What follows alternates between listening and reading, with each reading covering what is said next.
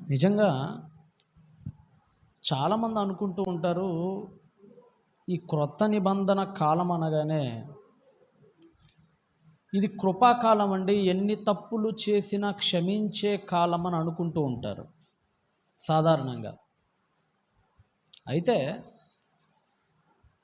పాత నిబంధన కంటే కూడా చాలా కఠినమైన చట్టాన్ని దేవుడు మనకి క్రొత్త నిబంధన రూపంలో ఇచ్చాడు.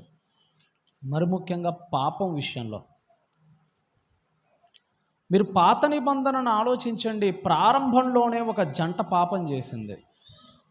అలాగే కొత్త నిబంధన ప్రారంభంలో కూడా ఒక జంట పాపం చేసింది. కొత్త నిబంధన ప్రారంభం అంటే మత్తయి సువార్త కాదు సుమా. మత్తయి సువార్త అంటే యేసుప్రభు వారి యొక్క జీవిత చరిత్రలు అంతే, అవి కాదు కొత్త నిబంధన అంటే. వాస్తవానికి కొత్త నిబంధన అపోస్తలుల కార్యాలతోనే ప్రారంభమైంది. సంఘ స్థాపన. కొత్త నిబంధన అంటే ఏంటి? సంఘ స్థాపన. ఎప్పుడు సంఘ స్థాపన జరిగింది? మత్తయి సువార్తలోనా? ఎప్పుడు జరిగింది? అపోస్తలుల కార్యములు 2వ అధ్యాయం ప్రారంభ వచనంలో జరిగింది. ఈ కొత్త నిబంధన ప్రారంభం, ఈ సంఘ ప్రారంభం జరిగింది. అప్పుడే కదా పరిశుద్ధాత్మ దేవుడు అగ్ని నాలుకలతో కిందకి దిగి అందరిని అభిషేకిస్తాడు. అప్పుడే కదా సువార్త ప్రారంభమై బాప్తీసం పొందుకొని ఫస్ట్ 3000 మందితో సంఘం ఎప్పుడు స్టార్ట్ అయింది? 2వ అధ్యాయంలో స్టార్ట్ అయింది. ఇక మనం ఇందాక అనుకున్నట్టుగా పాత నిబంధనల ప్రారంభంలోనే తప్పిదం చేసిన దంపతులు ఎవరంటే అననీయ. పాత నిబంధనలో అయితే ఆదాము హవ్వలు కదా. హవ్వ మాటను విని తన భర్త అయిన ఆదాము దేవుని మాటలను తిరస్కరించి తినకూడదు అని చెప్పిన దాన్ని తినేశారు. అప్పుడు దేవుడు వాళ్ళని చంపాడా, లేదంటే కాస్త శిక్షించి కొన్ని దెబ్బలు కొట్టి వదిలేశాడా? చంపేలేదు, వెంటనే చంపేశాడా? పండు తినంగానే హవ్వ ముక్కులో నుంచి అలా రక్తం గారిపి పడిపోయిందా? పండు తినంగానే ఆదాము చెవుల్లో నుంచి రక్తం గారి కింద పడిపోయాడా? 1000 ఏళ్ళు అవకాశం ఇచ్చాడు మరలా వాళ్ళకి. 1000 ఏళ్ళు అవకాశం ఇచ్చాడు. అలాంటి తప్పే కొత్త నిబంధనలో మరలా జరిగింది. అక్కడ హవ్వమ్మ తప్పు చేసి భర్తను మోసం చేస్తే, ఇక్కడ సప్పీరా తప్పు చేసి అననీయాను మోసం చేసింది. ఎక్కడ? 5వ అధ్యాయము, అపోస్తలుల కార్యముల గ్రంథము 5వ అధ్యాయము ప్రారంభ వచనాన్ని చదవండి. వీళ్ళిద్దరు ఆదామవ్వలకి సూచన. సాతాను అక్కడెలా వాళ్ళను మోసం చేసి భ్రష్టు పట్టిద్దామని చూశాడో, నూతన నిబంధన సంఘంలో వీళ్ళని ఎంచుకొని వీళ్ళని మోసం చేసి దీన్ని కూడా భ్రష్టు పట్టిద్దామని చూశాడు. అదే చెప్తున్నాడు. అననీయ అని ఒక మనుషుడు ఉండెను, తన భార్య అయిన సప్పీరాతో ఏకమై పొలమమ్మెను. భార్య ఎరుకనే అంటే అర్థం ఏంటి? She know that thing. ఆవిడకి తెలుసు ఆ విషయం. భార్యకు తెలిసే అంటే అసలు ఇన్ఫ్లుయెన్సర్ ఎవరు ఇప్పుడు అక్కడ? అసలు ఇన్ఫ్లుయెన్సర్ భార్య అక్కడ. అదే కానీ అన్నట్టు చూడండి, భార్యకు తెలిసే వాడు దాని వెలలో కొంత దాచుకొని కొంత తెచ్చి అపోస్తలుల పాదముల యొద్ద పెట్టాడు. కానీ అక్కడ ఎలాగైతే దేవుడు చెయ్యవద్దన్న పనిని వాళ్ళు చేశారో, ఇక్కడ కూడా చెయ్యవద్దన్న పనిని వీళ్ళు చేశారు.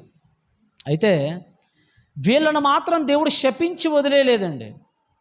వదిలేశాడా? ఏ అననీయ, నువ్వు ఇలా అన్యాయం చేసావు కనుక నువ్వు దేశదిమ్మరవైపోవుదుగాక అని చెప్పి ఏమన్నా అన్నాడా? లేదంటే సప్పీరా, నీవు గొడ్రాలువై కలకాలము పిల్లలు లేక యుందువుగాక అని ఏమన్నా శపించాడా? శపించలా. ఏం చేశాడట చదవండి. వాళ్ళ గతి చివరికి ఏమైపోయింది? 5వ వచనం చదవండి. 5వ అధ్యాయం 5.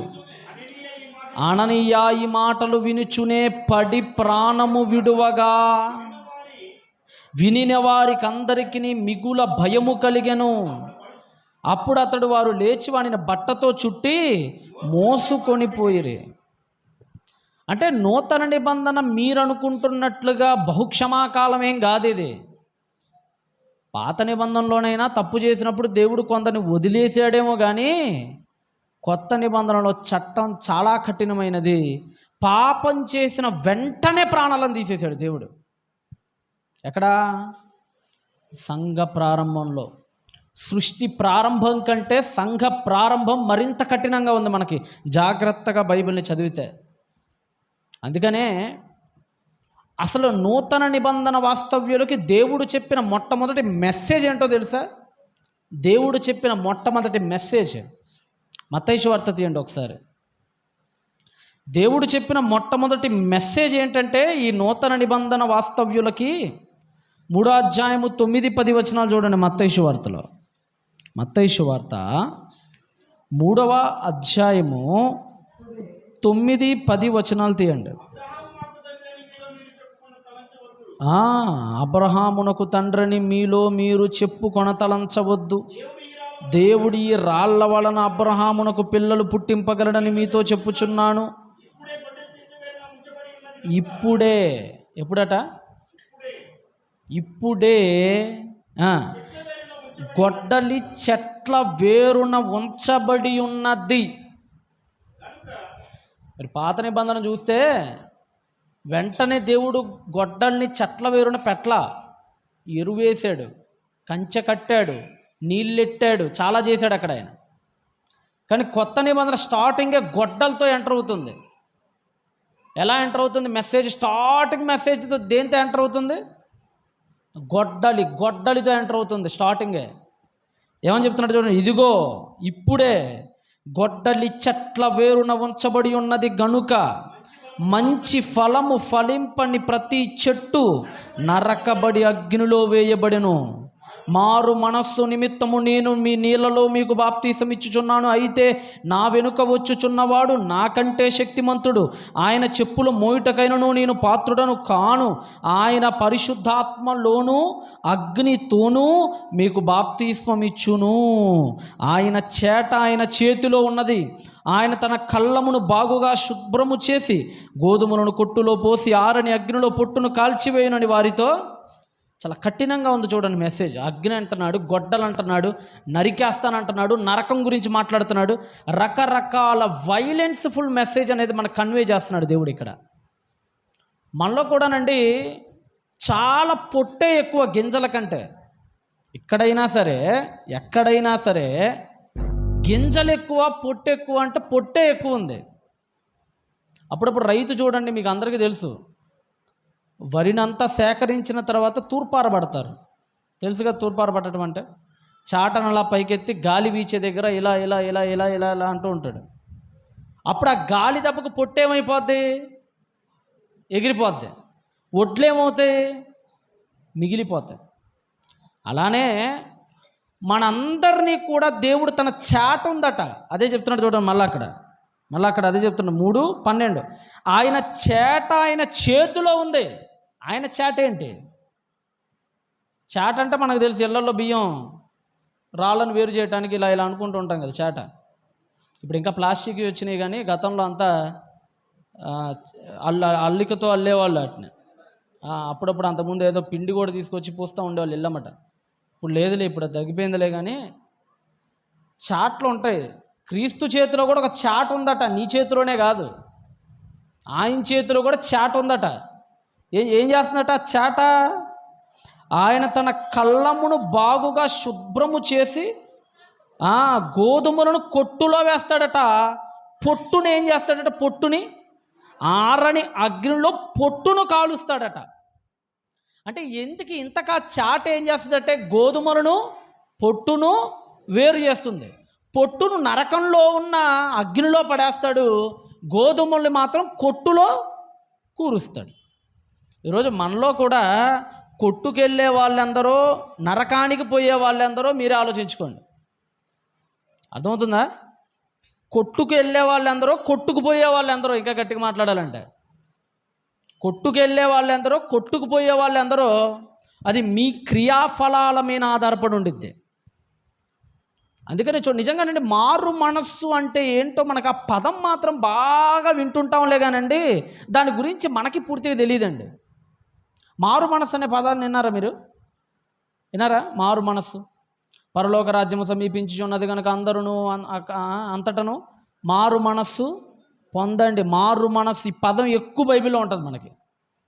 పదం అయితే చాలాసార్లు విన్నాం, పదం అయితే ఈ చెవి చాలాసార్లు వినింది. కానీ ఆ పదాన్ని మనసు ఎప్పుడైనా ఆలోచించిందా? అసలు మారు మనస్సు అంటే ఏంటి, అది ఎలా ఉంటుంది, మీలో ఎంతమంది మారు మనస్సు పొందారు? మళ్ళీ చెప్తున్నా, మీలో ఎంతమంది మారు మనస్సు పొందారు? అంటే బాప్తీసం తీసుకొని ప్రతోళ్ళు మారు మనస్సు పొందినట్టు కాదు. మీరు మారు మనస్సు పొంది పాపక్షమాపణ నిమిత్తము బాప్తీసం పొందండి. అంటే బాప్తీసం పొందిన తర్వాత మారు మనస్సా, పొందక మునిపే మారు మనస్సు రావాలా? పొందక మునిపే మారు మనస్సు రావాలి. ఇంతగా మారు మనస్సు అనేది అసలు ఎలా ఉంటుంది? ఈరోజు మీకు ఒక వ్యక్తి గురించి చూపిస్తాను. మారు మనస్సు అంటే అలానే ఉంటుంది సరిగ్గా. మీలో కనుక ఆయన లాంటి తత్వమే బాప్తీసం తర్వాత వస్తే మీరు కొట్టులోకి వెళ్తారు. లేదు, ఇప్పుడు మీకు చూపించే వ్యక్తి లాంటి మనసు మీరు ఇంకా ధరించుకోలేదు అనుకోండి, మీరు పొట్టుగా మిగిలిపోతారు. ఆ వ్యక్తి ఎవరో కాదు, అందరికీ తెలిసిన వాడే, అందరికీ సుపరిచితుడే. ఆయనే అబ్రహాము మనవడైనటువంటి యాకోబు. ఎవరైనా? యాకోబు. మీరు గమనించండి, దేవుడు ఇశ్రాయేల్ అని పేరు మార్చాడు. ఎవరికి? మారు మనస్సు అంటే ఏంటో తెలియాలంటే ఆయన్ని చూస్తే మీకు అర్థమైపోయింది. ఇంక ఇవన్నీ అనవసరం మీకు. ఇక మారు మనస్సు అంటే ఇలా ఉండిద్దండి. ఆయన్ని చదివితే, ఆయన చరిత్ర చదివితే మీకు అర్థమైపోద్ది. ఇట్టే ఆదికాండం మొత్తం ఎన్ని అధ్యాయాలండి? 50 అధ్యాయాలు ఉన్నాయి. దాదాపుగా అబ్రహాం గారి గురించి 13 అధ్యాయాలు ఉంటాయి అంతే.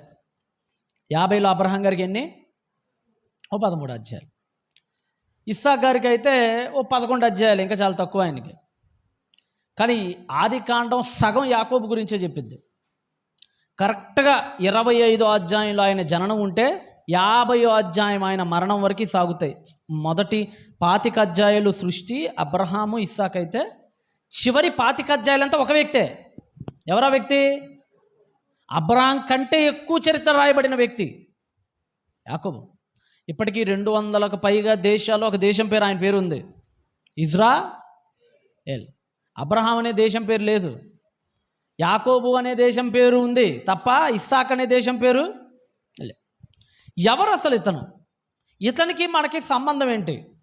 మారు మనస్సు ఇతని ద్వారా మనం ఎలా గమనించవచ్చు? సరే మనం ఆలోచిద్దాం. ముందుగా మీకు అందరికీ తెలిసింది ఆదికాండం 25వ అధ్యాయం నుంచి మనం ముందుకు సాగేటువంటి ప్రయత్నం చేద్దాం. ఆదికాండము 25వ అధ్యాయంలో మనందరికీ తెలుసు, గర్భవతి అవుతుంది రిబ్కామ్మ. 23వ వచనంలో, ఆదికాండము 25వ అధ్యాయము 23వ వచనం. చాలా ఆలస్యంగా పిల్లలు పుడతారు. ఎవరికి? దాదాపుగా 60వ ఏట, పెళ్ళైన 20 ఏళ్ళ దాకా కూడా బిడ్డలు లేరు వాళ్ళకి. చాలా ఆలస్యంగా బిడ్డలు పుట్టారు. పుట్టుకతోనే కొట్టుకుంటా పుట్టారు వాళ్ళిద్దరు కూడా. ఎలా పుట్టారు? కొట్టుకుంటా పుట్టారు. ఏశావు, యాకోబు. ముందు నేను వెళ్ళాలని పెద్ద యుద్ధమే జరిగింది.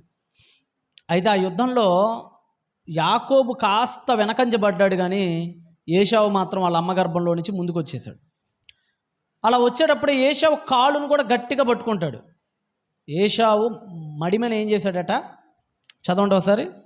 25వ అధ్యాయము ఆదికాండము 23వ వచనం చదవండి. 2 దేశాలు ఉన్నాయమ్మా నీ గర్భంలో, జనపదాలు నీ కడుపులో నుంచి వస్తాయి. బలిష్టమై ఉంటుంది, దాసుడైపోతాడని 26వ వచనంలో ఏమన్నాడు చూడండి. 26 తరువాత అతని సహోదరుడు బయటికి వచ్చినప్పుడు అతని చెయ్యి ఏశావు మడిమెను పట్టుకుంది. అంటే మంత్రసానం వచ్చింది. మంత్రసానం వచ్చి బిడ్డలిద్దరిలో ఒక వ్యక్తిని బయటికి లాగేసింది. అమ్మ కడుపులో నుంచి వచ్చేటప్పుడు ముందు ఏ అవయవం వస్తుంది బయటికి మనిషికి? ఏ అవయవం అమ్మా? కదా, ముందు వచ్చేది తలకాయ కదా. మంత్రసానం వచ్చి రిబ్కా అమ్మ కడుపులో ఉన్నటువంటి ఆ ఏశావు ఎవరైతే ఉన్నాడో ఆ ముందు వచ్చిన బిడ్డని చేయబట్టుకొని లాగేసింది. తల బాగానే వచ్చింది, చేతులు కూడా బాగానే వచ్చినాయి, మోకాళ్ళ దాకా బాగానే వచ్చింది, అక్కడి నుంచి మాత్రం రావట్లా. అలా చెప్తున్నా, తలకాయ బాగానే వచ్చింది సింపుల్గా బయటికి, 2 భుజాలు బాగానే వచ్చినాయి, కడుపు భాగం మోకాళ్ళ భాగం వచ్చింది, అక్కడి నుంచి మాత్రం రావట్లేదు. అది గట్టిగా ఉంది, అక్కడి నుంచి ఎంత లాగినా రావట్లేదు. చాలా కష్టపడి గట్టిగా లాగారు అక్కడ. అప్పుడు ఒక్కసారిగా వదిలితే ఎలా ఉంటుంది? ఒక గట్టిగా పట్టుకున్న ఒక తాడుని ఒకసారి వదిలితే ఎలా ఉంటుంది? అలా వచ్చాడు బిడ్డ. ఏంట్రా అని చెప్పి చూస్తే ఏం జరిగిందట? కింద చదవండి, ఏం జరిగిందట చూడండి. ఏశావు మడిమెన, అది సంగతే. వెళ్ళిపోతుంటే యాడికి రాను పోయేదని చెప్పి వాళ్ళ అన్న కాల్ని తమ్ముడు పట్టుకున్నాడు అలాగ లోపల. అర్థమవుతుందా? బయటికి లాగుతుంటే రావట్లేదు కదా, సడన్గా వచ్చింది. ఆ కాలుని ఒక పట్టుకున్న చెయ్యి ఇలా కనపడింది, ఆ 2 కలిపి వచ్చినాయి.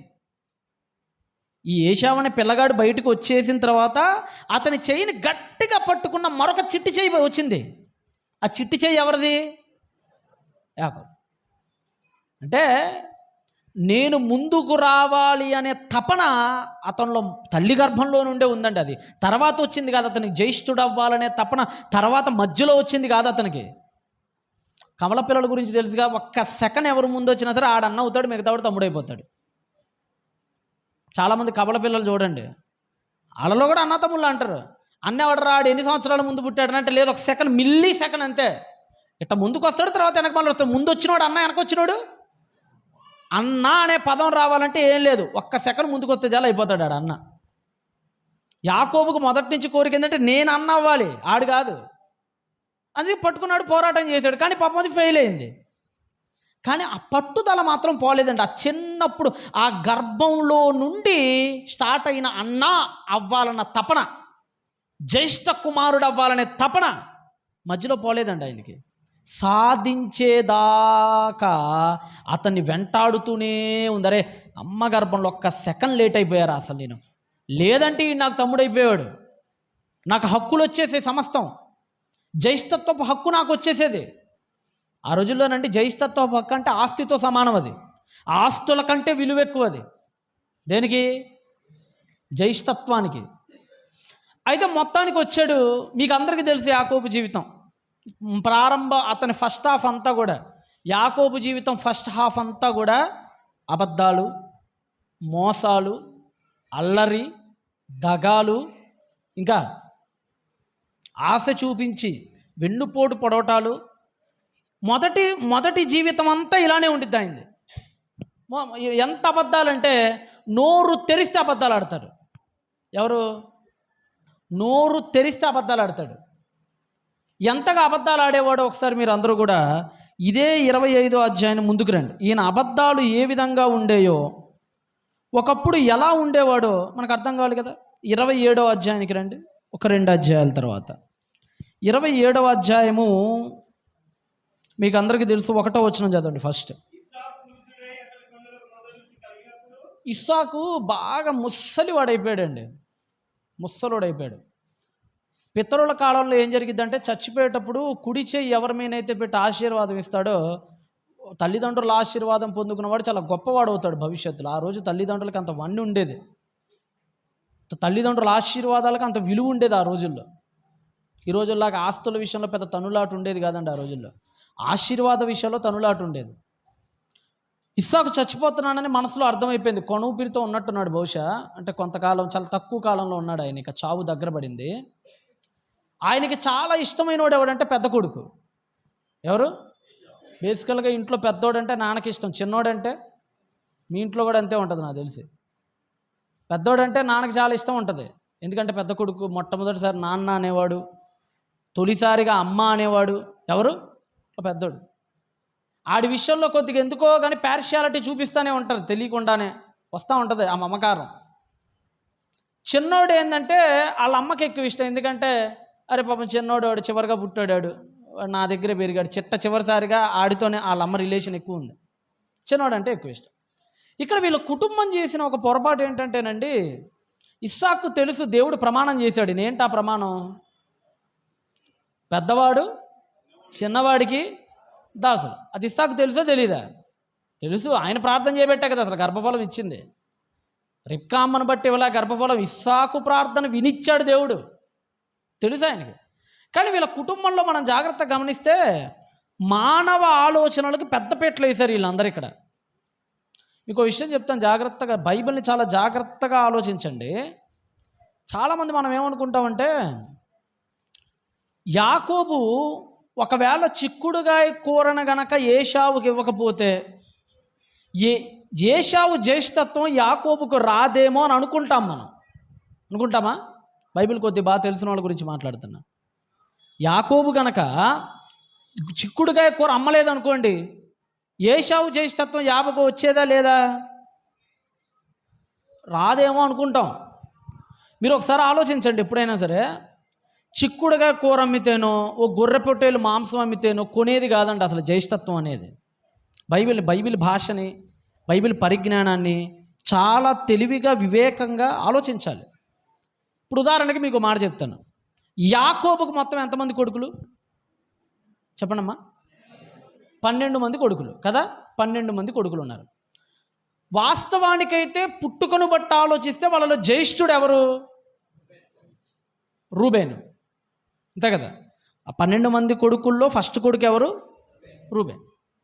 అయితే జ్యేష్ఠత్వం రూబేను నుండి తీసిన దేవుడు ఎవరికి ఇచ్చాడు? ఎవరికి ఇచ్చారు? యోసేపుకి ఇచ్చాడు. యోసేపు ద్వారా ఇఫ్రాయింకి వెళ్ళిపోయింది. ఆ తర్వాత యోసేపుకి ఇచ్చాడు. రైట్. యోసేపు ఎన్ని చిక్కుడుగాయ కూరలు అమ్మి రూబేన్ దగ్గర నుంచి దొంగిలిచ్చాడు దాన్ని? లేదంటే బాగా ఇష్టం రూబేన్కి, ఇప్పుడు మంచిగా ఒక పొట్టేలు మాంసం ఇష్టం అనుకోండి, యోసేపు ఏమైనా అడవిలోకి వెళ్ళి పొట్టేలు ఎలాడదీసి ఆకలిగా ఉన్నప్పుడు పొట్టేలు మాంసం ముందు పెట్టారే, రూబేనో నీ జ్యేష్ఠత్వం నాకు ఇస్తేనే నీకు ఇది ఇస్తాను రా అనే తగులాట కానీ గొడవలాట కానీ ఏమైనా జరిగిందా? ఏమైనా జరిగిందా? మోసాలు అబద్ధాలు ఏమైనా యోసేపు ఆడాడా?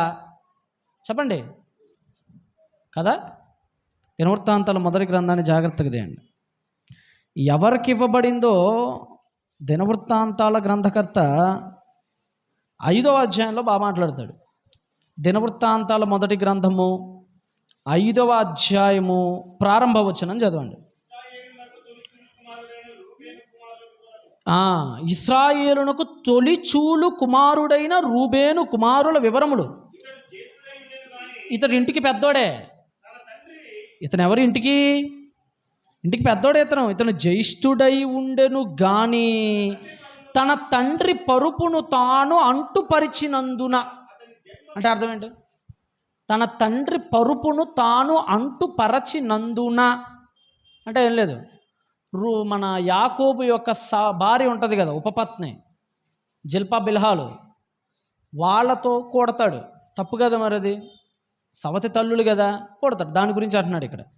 అంటుపరిచినందున అతని, చదవండి, జన్మ స్వాతంత్ర్యము, ఇదే జ్యేష్ఠత్వం అంటారు దీన్నే. జన్మ స్వాతంత్రము అంటే అర్థం ఏంటి? జన్మతో వచ్చిన ఒక స్వేచ్ఛ, పెద్ద కొడుకుగా ఉండే స్వేచ్ఛ, జ్యేష్ఠత్వం. ఈ జ్యేష్ఠత్వమును ఇశ్రాయేలు కుమారుడైన యోసేపు కుమారులకు ఇయ్యబడెను. అంటే రూబేను దగ్గర నుంచి జ్యేష్ఠత్వాన్ని తీసేసిన దేవుడు ఎవరికి ఇచ్చాడట? ఎవరికి ఇచ్చాడు? యోసేపుకి ఇచ్చాడు. ఆ తర్వాత యోసేపు నుంచి టర్న్ అయ్యి ఎఫ్రాయింకి వెళ్ళింది. అందుకని మీరు చూడండి, ఆస్తులు పంచిపెట్టిన యెహోషువ కూడా ఈ గోత్రికుడే.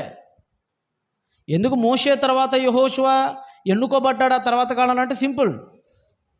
ఇంట్లో ఆస్తుల పంపకాల్లో కానీ దేనికైనా ఎవడండి ఉండేది? పెద్ద కొడుకే కదా ముందు ఉండేది. సో ఇప్పుడు ఇశ్రాయేలు 12 గోత్రాలకు ఆస్తులు పంచిపెట్టినాడు ఎవరు? యెహోషువ కదా. వాళ్ళందరూ చీట్లేసి ఆయన పంచిపెట్టేది, అక్కడి నుంచి ఇక్కడ నీకు రా, అక్కడి నుంచి అక్కడ దాకా నీకు రా అని. ఎందుకు అతనికే ఇచ్చారంటే అతను ఎఫ్రాయిము గోత్రికుడు, జ్యేష్ఠత్వ పక్క అతనికి వెళ్ళిపోయింది. ఆ తర్వాత మీకు బైబిల్ ప్యారలలిజం బాగా అర్థం కావాలి.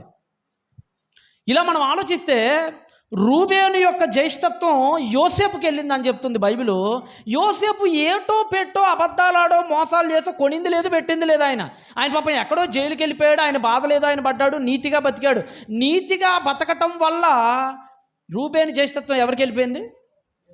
ఒకవేళ యోసేపు కూడా నీతిగా బతకుంటే అదే బ్రతుకు యోధా బతుకుంటే యోధాకి వెళ్ళేది. యోధా కాదు జ్యేష్ఠ కొడుకు, యోధా జనాభా పరంగా జ్యేష్ఠుడయ్యాడు, కానీ వాస్తవానికి జ్యేష్ఠుడు ఎఫ్రాయిమే. అందుకని బైబిల్లో కూడా ఎక్కడే చూడండి, ఎఫ్రాయిమా నా జ్యేష్ఠ కుమారుడు అనే పదాలు ఎక్కువ ఉంటాయి మీకు. యోధా నా జ్యేష్ఠ కుమారుడు అని ఎక్కడ మీకు కనపడదు. ఎఫ్రాయిమా నా జ్యేష్ఠ కుమారుడు, ఇదే మీకు కనపడేది.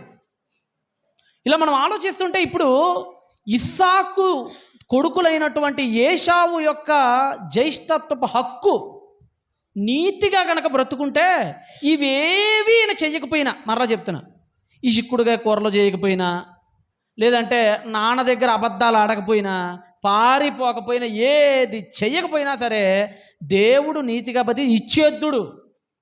ఆయన కూరలతో వీటితో పని. మన ఆ తర్వాత అంతకుముందు కూడా ఈ కూరల గురించి మనకేం ఉండదు. ఇక బైబిల్ జాగ్రత్తగా ఆలోచించుకుంటూ ముందుకు జరగాలి. బైబిల్ చదివే విధానం మీకు బాగా అర్థం కావాలి. అయితే దైవ ప్రయత్నానికి మానవ బుద్ధిని తోడ్పాటు చేశారు వీళ్ళందరూ కలిసి. ఎవరు? రిబ్కా అమ్మ కానీ, యాకోబు కానీ దైవ ప్రయత్నానికి, దైవ అనుమతికి మానవ బుద్ధిని మిళితం చేసే ప్రయత్నాలు చేశారు వీళ్ళందరూ. అందువల్లే భ్రష్టు పట్టింది అదంతా అక్కడ కథ. ఎలాగో ఏం చేశారో ఆ ప్రక్రియలో వాక్యాలను ఎన్ని దాట మీరారో కూడా మనం ఒకసారి చూద్దాం. రైట్, ఇప్పుడు మళ్ళీ 25వ అధ్యాయానికి ఒకసారి రండి, 27కి రండి, 27:18కి రండి. జాగ్రత్తగా చదవండి. బైబిల్ చదివేటప్పుడు చాలా జాగ్రత్తగా చదవండి. 27:18. అతడు ఎవరు? యాకోబు. అతడంటే ఎవరు? ఏశావు కాదు, యాకోబు. అతడు తన తండ్రి యొద్దకు వచ్చి నా తండ్రి అని పిలవగా అతడు, ఏమి నా కుమారుడా?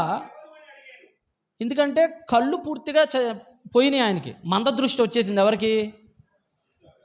చెవులు మాత్రం పర్లేదు, బాగానే వర్క్ అవుతున్నాయి. కళ్ళకు మాత్రం శుక్లాలు వచ్చేసినాయి. మన భాషలో చెప్పాలంటే ఏమొచ్చేసినాయి? శుక్లం అంటారు కదా, ముసలి వాళ్ళు చేయించుకుంటుంటారు ఆపరేషన్, శుక్లాలు. అవి వచ్చేసినాయి. మనిషి కనపడట్లా. వాయిస్ విని మాత్రమే గుర్తుపట్టగలడు, అది కూడా కొద్ది కష్టంగానే. ఎవరు నాకు అంటే ఇద్దరు కొడుకుల్లో ఎవరో మొత్తానికి ఒక ఆయన వచ్చాడు. నానా అన్నాడు. ఎవరు బాబు నువ్వు అని అడిగాడు. ఎందుకంటే కళ్ళు పోయిన గుడ్డోడైపోయాడు. ఎవరు బాబు నువ్వు అని అడిగాడు. వచ్చినవాడు యాకోబు. బట్ ఆయన ఏం చెప్తున్నాడో చూడండి, 19. అందుకు యాకోబు, నేను ఏశావు అను నీ జ్యేష్ఠ కుమారుడు. నిజంగా అదేనంటారా? యాకోబు అన్నాడు, ఏశావు అను నీ జ్యేష్ఠ కొడుకుని. అబద్ధమా కాదా? ఇది అబద్ధమా కాదా? ఏం వచ్చినోడు యాకోబు, వచ్చినోడు యాకోబు. కానీ వాళ్ళ నాన్నకు మాత్రమే లేదు లేదు నాన్న నేను పెద్ద కొడుకుని, నేను ఏశావుని అని చెప్తున్నాడు. అబద్ధం ఆడాడు. నువ్వు ఒప్పుకున్నా ఒప్పుకోపోయినా ఏమాడాడు అక్కడ? అబద్ధం ఆడాడు. ఆ తర్వాత చూడండి ఇంకా కింద, ఇంకా చదవండి అమ్మా. నీవు నాతో చెప్పిన ప్రకారము చేసి ఉన్నావు, నీవు నన్ను దీవించుటకై దయచేసి లేచి కూర్చుండుము, నేను వేటాడి తెచ్చిన దానిని తినమని చెప్పాడు. మళ్ళీ 24, మళ్ళీ 24. ఏశావును నా కుమారుడవు నీవేనా అని అడుగగా యాకోబు, నేనే. ఎన్నిసార్లు అబద్ధం అండి? 2 times, 2 సార్లు అబద్ధం ఆడేస్తున్నాడు. చాలా సరదాగా, భయం కూడా లేకుండా ఆడతాడు. అబద్ధం ఆడు పెదాలు యెహోవాకు హేయమేనా కాదా? ధర్మశాస్త్రం వచ్చినా రాకపోయినా కొన్ని నీతి విలువలు మానసికంగా ఎప్పుడు ఉంటానే ఉంటాయి. ఇక్కడ అంటే యాకోబు మొదటి ప్రారంభ భాగాన్ని మనం ఆలోచిస్తే ఒక అబద్ధికుడిగా మనకు కనపడుతున్నాడు. అబద్ధాలు ఆడేవాడిగా, చాలా సులభంగా నాన్నను కూడా మోసం చేసిన వాడిగా కనపడుతున్నాడు మనకి ఇక్కడ. రైట్, అంతటితో ఆగిపోలేదు. ఆ తర్వాత మీకు అందరికీ తెలుసు ఒక ప్రధాన ప్రముఖ సంఘటన. వాళ్ళ అన్న అలసిపోయి వస్తాడు ఇంటికి. అక్కడే మనకు కనపడుతుంది యాకోబుకి ఏశావుకి తేడా. ఏశావట ఏమైపోయి వచ్చాడట? అలసిపోయాడంట. అలసిపోయాడంటే పిట్ట దొరికిందా దొరకలేదా? పిట్ట వేటాడేవాడు కదా. ఏశావు ఎవరు? జింకల్ని, పిట్టల్ని, వేటల్ని వేటాడేవాడు. అలసిపోయి వట్టి చేతులతో వచ్చాడనంటే వేట దొరికిందా దొరకలేదా? దొరకలా. అంటే దొరకపోతే వదిలేసే టైపు ఎవరు? కానీ యాకోబు అట్లాంటోడు కాదు. మనకు వాళ్ళ జీవిత చరిత్రలో క్షుణ్ణంగా చెప్తున్నాయి వాళ్ళ యొక్క మనోగతాన్ని. అప్పుడు ఈయన చిక్కుడుగా కూరబెట్టాడు, మీకు అందరికీ తెలుసు. ఆ తర్వాత అతను టెంప్ట్ అయిపోయి నా జ్యేష్ఠత్వం నీకు ఇచ్చేస్తున్నాను అంటాడు, అది తీసుకుంటాడు. ఆ తర్వాత కోపం వచ్చేస్తుంది ఏశావుకి, చంపటానికి ప్రయత్నిస్తాడు. అప్పుడు రిబ్కా అమ్మ ఒక మాట అనిద్ది, ఏమనిద్దంటే నీ అన్న కోపము చల్లారి వరకు జాగ్రత్తగా ఆ పదప్రయోగాన్ని జాగ్రత్తగా చదవండి ఒకసారి. 27:43 చదవండి. 27:43, 42 కూడా, 42 కూడా చదవండి. ఏశావు చంపేద్దాం అనుకున్నాడు తమ్ముడిని, చంపేద్దానని అనుకొని చదవండి. వినినప్పుడు అంటే వాడు పళ్ళు గురికి కత్తి ఎక్కడుందో ఎతుకుతున్నాడు ఏశావు గాడు. ఏశావు ఏం చేస్తున్నాడు? కత్తి ఎక్కడుందా వేసేద్దామని చెప్పి కత్తి ఎతుకుతున్నాడు. అది చూసింది రిబ్కా, రే యాకోబో తొందర రాని అని వచ్చాడు. అప్పుడు ఏమని చెప్తుంది చూడండి, పిలవనంపించి అతనితో ఇట్లానను, నీ అన్న అయిన ఏశావు నిన్ను చంపేస్తాడు. ఓదార్చుకొని అంటే లోపల లోపల మండిపోతున్నాడు. కాబట్టి నా కుమారుడా నువ్వు లేచి వెళ్ళిపో, అర్జెంటుగా ఇక్కడి నుంచి నువ్వు వెళ్ళిపో, పారిపో. నీ అన్న కోపం చల్లారేంత వరకు, నీ అన్నకు నీ మీద కోపం పోయేంత వరకు, మరిచే వరకు అక్కడే ఉండు. జాగ్రత్తగానండి. నీ అన్న కోపం నీ మీద పోయేంత వరకు, నువ్వు చేసిన ఈ మోసాన్ని నీ అన్న మర్చిపోయేంత వరకు నువ్వు అక్కడే ఉండు. ఆ తర్వాత కోపం తగ్గిన తర్వాత నేను పిలుస్తాననింది. మన భాషలో చెప్పాలంటే నువ్వు వెళ్ళిపో, నీకు ఫోన్ చేసినప్పుడే మళ్ళీ నువ్వు రా, నీకు మరలా నేను ఫోన్ చేస్తా, నేను ఫోన్ చేసేంత వరకు నువ్వు రావద్దు. నీ ఫోన్ చేయలేదంటే అర్థం ఏంటంటే మీ అన్న కోపం నీ మీద చల్లారలేదు. ఫోన్ చేశానంటే అర్థం ఏంటి? మీ అన్న కోపం నిదానంగా పోయి. ఎన్నేళ్ళు ఫోన్ చేయలేదో తెలుసా యాకోబుకి రిబ్కమ్మ? 20 సంవత్సరాలు ఫోన్ కాల్ లేదండి. జాగ్రత్తగా ఆలకించండి బైబిల్ని. రాహేలు కోసం 7 సంవత్సరాలు, లేయా కోసం మరి 7 సంవత్సరాలు, అటు తర్వాత మరలా ఇంకొక 6 సంవత్సరాలు, మొత్తం 20 సంవత్సరాలు ఫోన్ చూసుకుంటూనే ఉన్నాడు. మన భాషలో చెప్పాలంటే రోజు కాల్ వచ్చిందా, మా అమ్మ మిస్డ్ కాల్ ఏమైనా ఉందని చూసుకుంటూనే ఉన్నాడు. ఒక రోజు లేదు, వారానికి లేదు, నెలకి లేదు, ఏడాదికి లేదు, పంచవర్షాలకు లేదు, దశాబ్దానికి లేదు, దశాబ్దన్నర సంవత్సరాలకు లేదు. 20 ఏండ్లైనా ఒక్క ఫోన్ కాల్ రావట్లేదండి. అంటే అర్థం ఏంటి? కోపం తగ్గితే ఫోన్ చేస్తానండి. ఫోన్ 20 ఏళ్ళైనా రాలా అంటే ఏంటి? కోపం తగల. 20 ఏళ్ళైనా గతాన్ని మర్చిపోలా. చివరికండి అప్పుడు కూడా 20వ ఏళ్ళ తర్వాత కూడా ఆవిడేం కబురు పంపిదు. ఈయనకేం అర్థమైపోయింది, ఇక మా అన్న కోపం తగ్గేటట్లేదు, నేను ఇలాగే కనుక కూర్చుంటే నేను చచ్చిపోయేదాకా మా అమ్మ నుంచి నాకు ఫోన్ కాల్ రాదు. అర్థమైపోయింది. మా అమ్మ మాట విన్నా, వాళ్ళ అమ్మ మాట విన్నాడండి. దేవుడి మాట వింటే బాగుండేదేమో బహుశా. వాళ్ళ అమ్మ మాటలు, వాళ్ళ నాన్న మాటలు, మొత్తానికి వాళ్ళ మాటలు విన్నాడు. మనిషి మాటలు విన్నాడు. గట్టిగా మాట్లాడాలంటే ఎవరి మాటలు విన్నాడు? మనిషి మాటలు విన్నాడు. 20 సంవత్సరాల పగను కొని తెచ్చుకున్నాడు. ఇక తర్వాత కాలంలో అర్థమైపోయి ఆ తర్వాత వెళ్తాడు. సరే, దానికంటే ముందుగా వాళ్ళ అన్న దగ్గర నుంచి పారిపోయేటప్పుడు భయంతో పారిపోతాడండి. ఎంత భయం అంటే అసలుకే వాళ్ళ అన్న వేటగాడికి ఉండే లక్షణం ఏంటి చెప్పండి? గురి చూసి కొడతాడు. ఎలా గురి చూసి కొడతాడంటే కనీసం ఆకు శబ్దం కూడా రానివ్వడు. అంతేకాదు, వేటగాళ్ళు ఎలా ఉంటారండి? ఒక పావురాన్ని కొట్టాలండి. ఒక చెట్టు కొమ్మ మీద పావురం ఉంది, వేటగాడు కొట్టాలి. ఎలా కొడతాడు? నువ్వు శబ్దం చేసుకుంటూ వెళ్తుంది, ఉండిద్దా? ఎలా ఉండాలి? ఆకు కూడా కదలకూడదు, కింద ఎండిపోయిన ఆకు సౌండ్ కూడా రాకూడదు, సైలెంట్గా ఉంటాడు. కరెక్ట్గా గురి చూసి కొడతాడు. అంటే ఒక పక్షి యొక్క డెసిబిలిటీ కూడా వినలేదు, అంత నెమ్మదిగా ఉంటుంది వాళ్ళ సౌండ్. యాకోబుగా ఏమంటే పక్షులు, జంతువులు మనకంటే డెసిబిలిటీ పవర్ ఎక్కువ వాటికి, అంతేనా? భూకంపాలను మనకంటే ముందు జంతువులు బాగా గుర్తిస్తాయి. మీరు శ్రీలంకలో కానీ అప్పుడు 2004లో తుఫాను వచ్చింది కదా, సునామీ. మనుషులందరూ చచ్చారా? పశువులు మాత్రం చావలా. వాటికి 24 అవర్స్ ముందే ఆ భూమిలో నుంచి కొన్ని వైబ్రేషన్స్ వస్తుంటాయి, ఆ కదలికలు, ఆ సౌండ్లు మనకు అర్థం కావాలి. ఈ కుందేళ్ళు, ఏనుగులు అవన్నీ అట అడవుల్లో నుంచి పారిపోయి కొండలు ఎక్కేసినాయట. అయ్యి శ్రీలంక ప్రజలకు అర్థం కాదు, ఇయ్యేట్రా బాబు అడవులన్నీ వదిలేసి కొండలు ఎక్కేసినాయి అనుకున్నారు. కరెక్ట్గా కొండలు ఎక్కేసిన తర్వాత వచ్చి సునామీ అందరూ తుడిచిపెట్టేసింది. అవి మాత్రం బతికినా అందరూ పోయారు. జంతువులకు బాగా తెలుసు, మనుషులకు తెలియవు. ఆ జంతువులకు కూడా తెలియకుండా వేటాడతాడు. అంటే భూకంపాలను గుర్తించేంత సునిశితమైన చెవులు కలిగిన జంతువులకు కూడా ఏశావు శబ్దం వినపడదంటే ఎంత నైపుణ్యం గలవాడో ఆలోచించండి. బైబిలే చెప్పింది అతని గురించి సాక్ష్యం. అతను నైపుణ్యము గల వేటగాడు అనేది బైబిల్. నిపుణుడు అంటే ఏంటి? నైపుణ్యత అంటే స్కిల్ అంటారు. స్కిల్ అంటే ఏంటంటే గాలికి కూడా వినపడినవాడు, కనీసం ఆ లోపలే ఆవిరిని బంధించేస్తాడు. అంత గొప్ప వేటగాడండి ఏశావు. సామాన్యుడు కాదు ఏశావు అంటే.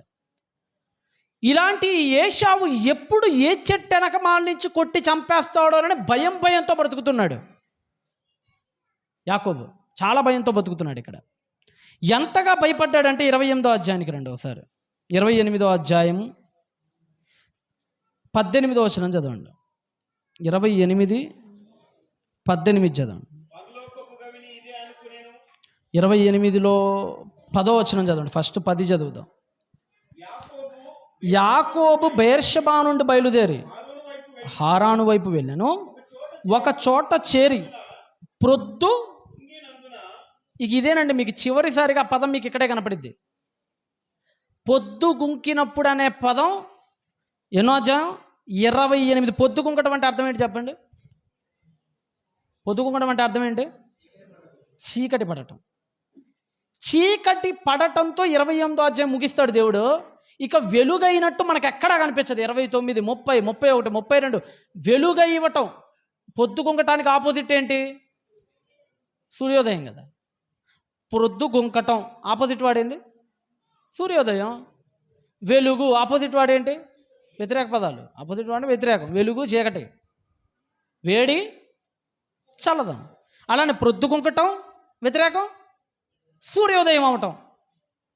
మీకు 28వ అధ్యాయం నుంచి ప్రొద్దు గుంకటంతో ముగిసిన యాకోబు జీవితం ఇక మళ్ళా సూర్యోదయం అన్నట్టు మీకు ఎక్కడా కనిపించదు. అంటే లిటరల్గా సూర్యోదయం, లిటరల్గా ప్రొద్దు గుంకటం గురించి కాదు నేను మాట్లాడేది. అంటే అక్షరార్థమైన ప్రొద్దు గుంకటం గురించో అక్షరార్థమైన సూర్యోదయం గురించో నేను మాట్లాడట్లా. ఈయన హారానుకు వెళ్ళటం ప్రొద్దు గుంకటంతో ముగిసింది. మరలా ఈయన లైఫ్లో సూర్యోదయం 33వ అధ్యాయంలోనే మనకు కనిపించేది. ఈ మధ్యలో మీకు కనిపించదు ఇంకెక్కడ. దేనికి సూచన అది? మనం ఇంకా ముందుకెళ్దాం. చేరి ప్రొద్దు గుంకినప్పుడు అక్కడ రాత్రి నిలిచిపోయాను. ఆ చోటి రాళ్లతో ఒకటి తీసుకొని తనకు తలగడగా చేసుకొని బిక్కుమని పడుకున్నాడు. అక్కడ దేవుని బతిలాడాడు.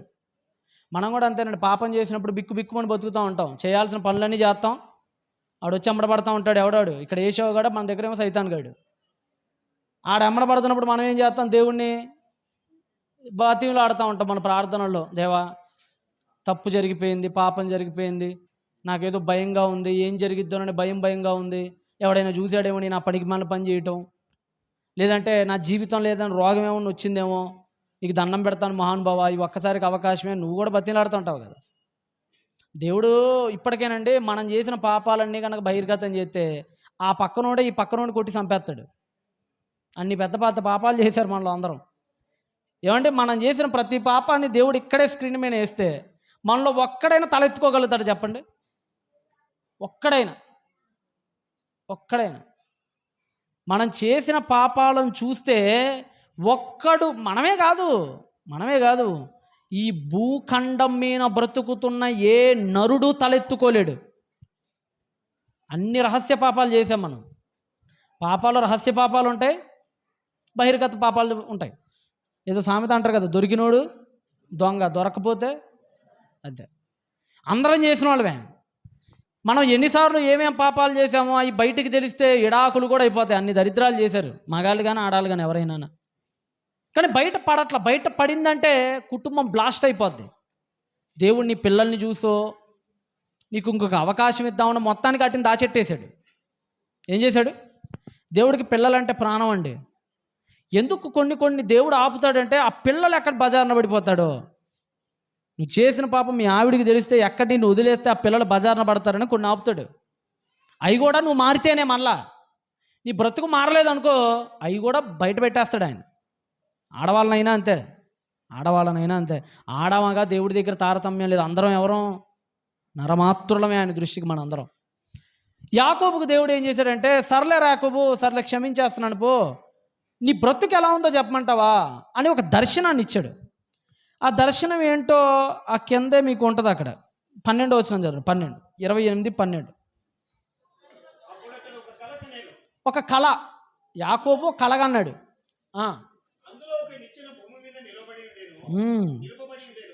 పెద్ద నిచ్చెన ఆకాశం నుంచి భూమి మీదకి వచ్చింది. ఈ నిచ్చెన కొనేమో ఆకాశంలో ఉంది, కింద ఏమో నేల. మనం కూడా వేస్తాం కదా డాబాలకి నిచ్చెనలు. ఈ నిచ్చెన చాలా పెద్దది, ఆకాశానికి ఉంది అది. దేవదూతలట ఎక్కుతున్నారట, దిగుతున్నారట. ఆకాశం నుంచి భూమి మధ్యకి ఏమవుతున్నారట దేవదూతలు. ఈయనేమో భయపడుతున్నాడు, దేవదూతలు ఎక్కుతున్నాయి దిగుతున్నాయి. ఏంటట, ఏం చెప్పాలనుకున్నాడు అసలు ఆయన? ఈయనేమో భయపడి అరణ్యంలో కలగన్నాడండి. కళ ఎలా వస్తే బాగుండేదంటే, యాకోబు మీదకు బాణం వస్తున్నట్టుగా, మధ్యలో దేవుడు అలా తన హస్తాన్ని అడ్డుపెట్టినట్టుగా ఉంటే కళ బాగుండేది, అవునా కదా? కళ సింక్ ఎప్పుడయ్యేది? కళ యాకోబు మీదకు వాళ్ళ అన్న అలా విసురుతున్నట్టు కళ. ఆ కళలో దేవుడు సడన్గా అడ్డొచ్చినట్టు, లేదంటే ఆ బాణం ఇతని మీద పడే లోపల గొర్రె పొట్టేలు వచ్చి దానికి బలైపోయినట్టుగాను ఉంటే బాగుండు. ఎందుకు బాగుండేదంటే, నిన్ను రక్షిస్తున్నారా, నిన్ను మాత్రం కాపాడుతానని అంటానికి ఒక అర్థం ఉండేది. కానీ ఇక్కడ మాత్రం ఆకాశం తెరవబడటం, దేవదూతల పైనుంచి కిందకి ఎక్కటం దిగటం కనపడుతుంది. అంటే ఏం చెప్పాలనుకుంటున్నాడు దేవుడు? ఏ విషయాన్ని తెలియజేద్దాం అనుకుంటున్నాడు ఆయన యాకోబుకి?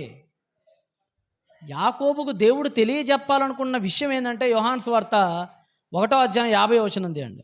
దేవుడు అసలు ఏం చెప్తున్నాడు యాకోబుకి? యోహాను సువార్త 1:50 చదవండి అమ్మా.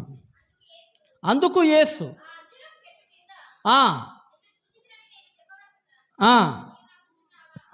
నువ్వు నమ్ముచున్నావా అని అడిగాడు.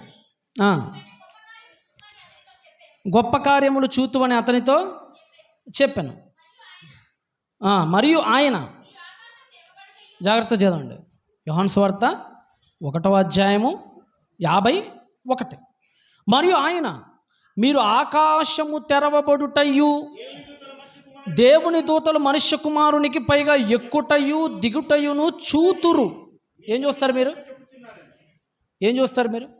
ఆకాశం తెరవబడిద్ది, దైవదూతలు ఎక్కటం దిగటం. యాకోబు కింద కలలో ఏమొచ్చింది? ఆకాశం తెరవబడుటయు ఓ నిచ్చెన, దేవదూతలు ఎక్కటం దిగటం. యేసుక్రీస్తు ఏం చెప్తున్నాడు? ఆకాశము తెరవబడుటయు దేవదూతలు ఎక్కటం దిగటం. అంటే యాకోబుకు ఏ దర్శనం అయితే వచ్చిందో అదే దర్శనాన్ని ఇక్కడ యేసుక్రీస్తు వారు మరల మనందరికీ చెప్తున్నాడు. ఆయన నిజం చెప్పమంటారా, యాకోబుకు దేవుడు బుద్ధి చెప్తున్నాడు. అక్కడ ఆ దర్శన భావం బుద్ధి చెప్తున్నాడు. ఆ బుద్ధి ఏంటంటే, దేవదూతలు ఎక్కటం దిగటం అంటే నిచ్చెన అంటే దేనికి సూచన చెప్పడం సింపుల్గా. నిచ్చెన అంటే దేనికి? ఇక్కడి నుంచి మరొక ప్రాంతానికి. అప్పుడప్పుడు మీరు చాలామంది బేల్దార్ పనులు ఉంటారు ఇక్కడ, తాపి పని చేసేవాళ్ళు. వాళ్ళు ప్లాస్టింగ్ చేసేటప్పుడు కానీ, ఆ పైన ఎక్కడైనా ఎక్కాలనుకునేటప్పుడు కానీ, లేదంటే ఈ డాబా నుంచి ఆ డాబాలోకి వెళ్ళాలనుకున్న మధ్యలో ఏమేస్తారు?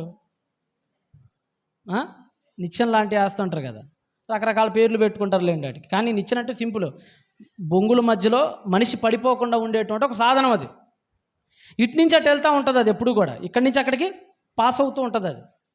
అప్పుడప్పుడు కాలువలు వేస్తుంటారు, రోడ్లు విస్తరణలో కాలువలు వేసినప్పుడు మన ఇంటి గుమ్మం నుంచి రోడ్డు మీదకి ఏం పడుతుంది? చెక్కతో చేసినటువంటిది ఒకటి వేసుకుంటాం. అంటే అది మనల్ని ఏం చేసిద్ది అంటే, ఆ అగాధం నుంచి మనల్ని ఏం చేసిద్ది అది? ఇప్పుడు ఆ కాలువ నుంచి, ఆ మురికి కాలువ నుంచి రోడ్డు మీదకి మన ఇంటికి మధ్య అది ఏం చేసిద్ది? అది అనుసంధానం చేసిద్ది, మనం పడిపోకుండా ఆ కాలువలో. అంటే నిచ్చెన అనగానే ఒక ప్రాంతం నుంచి మరొక ప్రాంతానికి వెళ్ళటానికి రావటానికి ఉపయోగపడే ఒక సాధనం అది. ఇప్పుడు నిచ్చెన దేవుడు చెప్తున్నాడంటే అర్థం ఏంటంటే, ఆదామవ్వల కాలంలో దేవుడికి మనకి మధ్య పెద్ద అగాధం ఏర్పడింది. ఎవరెవరికి మధ్యలో? సిగ్నల్ బ్రేక్ అయిపోయింది. ఎవరెవరికి? మన ఫోన్కి సిగ్నల్ బ్రేక్ అయిపోయింది, కాల్ దేవుడి నుంచి మనకి రావట్లా. ఫోన్ దేవుడు అంతకుముందు బాగా చేసేవాడు. ఆదామవ్వలతో రోజు దేవుడు ఫోన్లో మాట్లాడేవాడు, ప్రతి చల్లపూట దేవుడు వచ్చేవాడు. ఎప్పుడైతే ఆదామవ్వలు పాపం చేశారో దేవుడు ఫోన్ కాల్ కట్ అయిపోయింది. ఎవరితో? మానవ జాతితో. మరలా తిరిగి ఆ పడిపోయిన ఆ సిగ్నల్స్ని తిరిగి లేపటానికే వచ్చినవాడు ఎవరు? యేసుక్రీస్తు. ఈయన ద్వారానే మరలా అదే నరులకును దేవునికిని మధ్యవర్తి, అంటే ఒక నిచ్చెన. అంటే ఇంతకు ఆ దర్శనంలో ఏంటంటే యేసుక్రీస్తు వారు రాబోతున్నారు. ఆ దర్శనం అర్థం అది. ఆకాశం చీల్చబడతాం, నిచ్చెన పైకి రావటం, దేవదూతలు ఎక్కటం దిగటం, అంటే దాని అర్థం ఏంటంటే భూలోకానికి పరలోకానికి మధ్య మరలా వ్యవస్థ ప్రారంభం అవబోతుంది. ఎక్కడం దిగటం అంటే పాకిస్తాన్ ఇండియా ఉందండి, రెండు దేశాల మధ్య పగ వచ్చినప్పుడు అక్కడ మధ్యలో బోర్డర్ అంతా మూసేస్తారు. అప్పుడప్పుడు ఎప్పుడైనా దేశాల మధ్య సమాధానం ఉన్నప్పుడు ఓపెన్ చేస్తారు. అప్పుడప్పుడు వాజ్పేయి గారి టైంలో ఒకసారి ఓపెన్ చేశారు, ఎందుకంటే అప్పుడు బాగుంటాయి సత్సంబంధాలు పాకిస్తాన్కి ఇండియాకి, అప్పుడు ఓపెన్ చేశారు. ఆ తర్వాత మరలా కార్గిల్ యుద్ధం తర్వాత మళ్ళీ మూసేశారు, ఎందుకంటే సంబంధాలు ఏం బాగా. సంబంధాలు బాగున్నప్పుడు డోర్స్ ఓపెన్ అవుతాయి, సంబంధాలు బాగాలేనప్పుడు మూసేస్తారు. ఇప్పుడు ఆ డోరు సంబంధాలు బాగా దేవుడికి మనకి మధ్యలో డోర్ వేసేసాడు దేవుడు.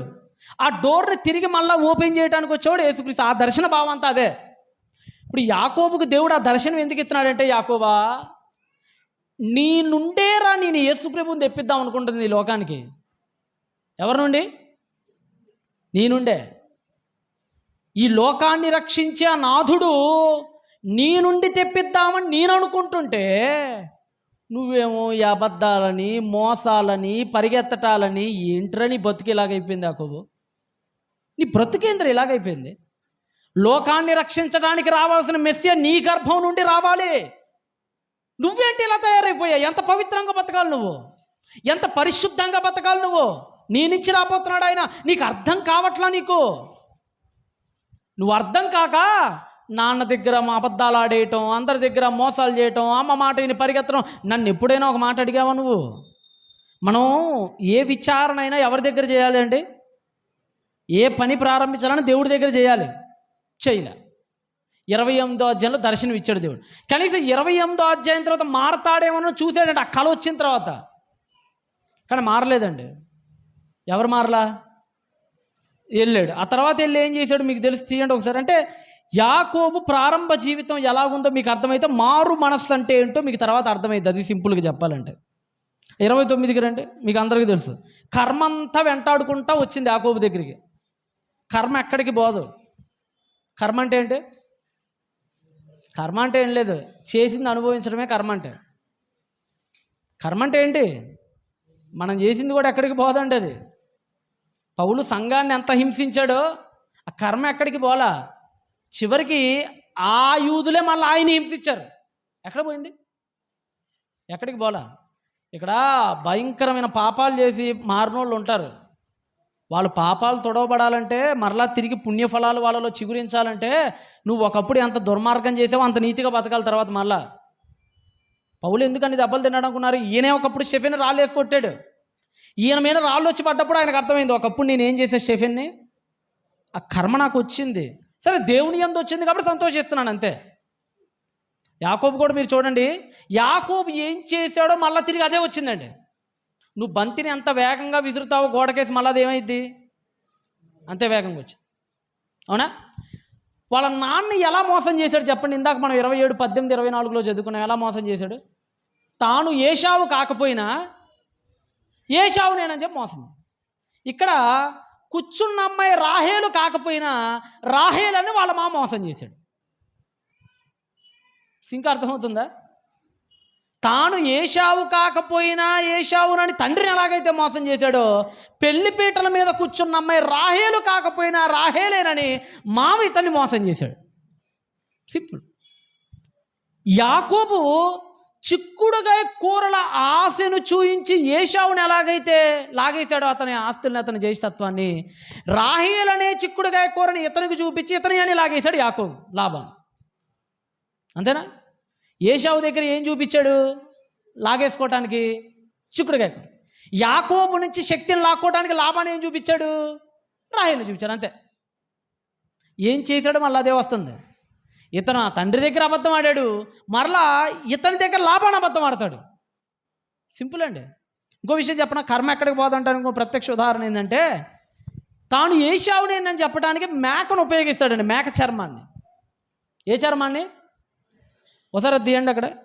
మేక చర్మాన్ని ఎలా ఉపయోగిస్తాడో ఇదే 27వ అధ్యాయం తీయండి ఒకసారి. ఇదే 27వ అధ్యాయంలో మేకది కూడా తిరిగి వచ్చేసింది వీళ్ళ మధ్యకి.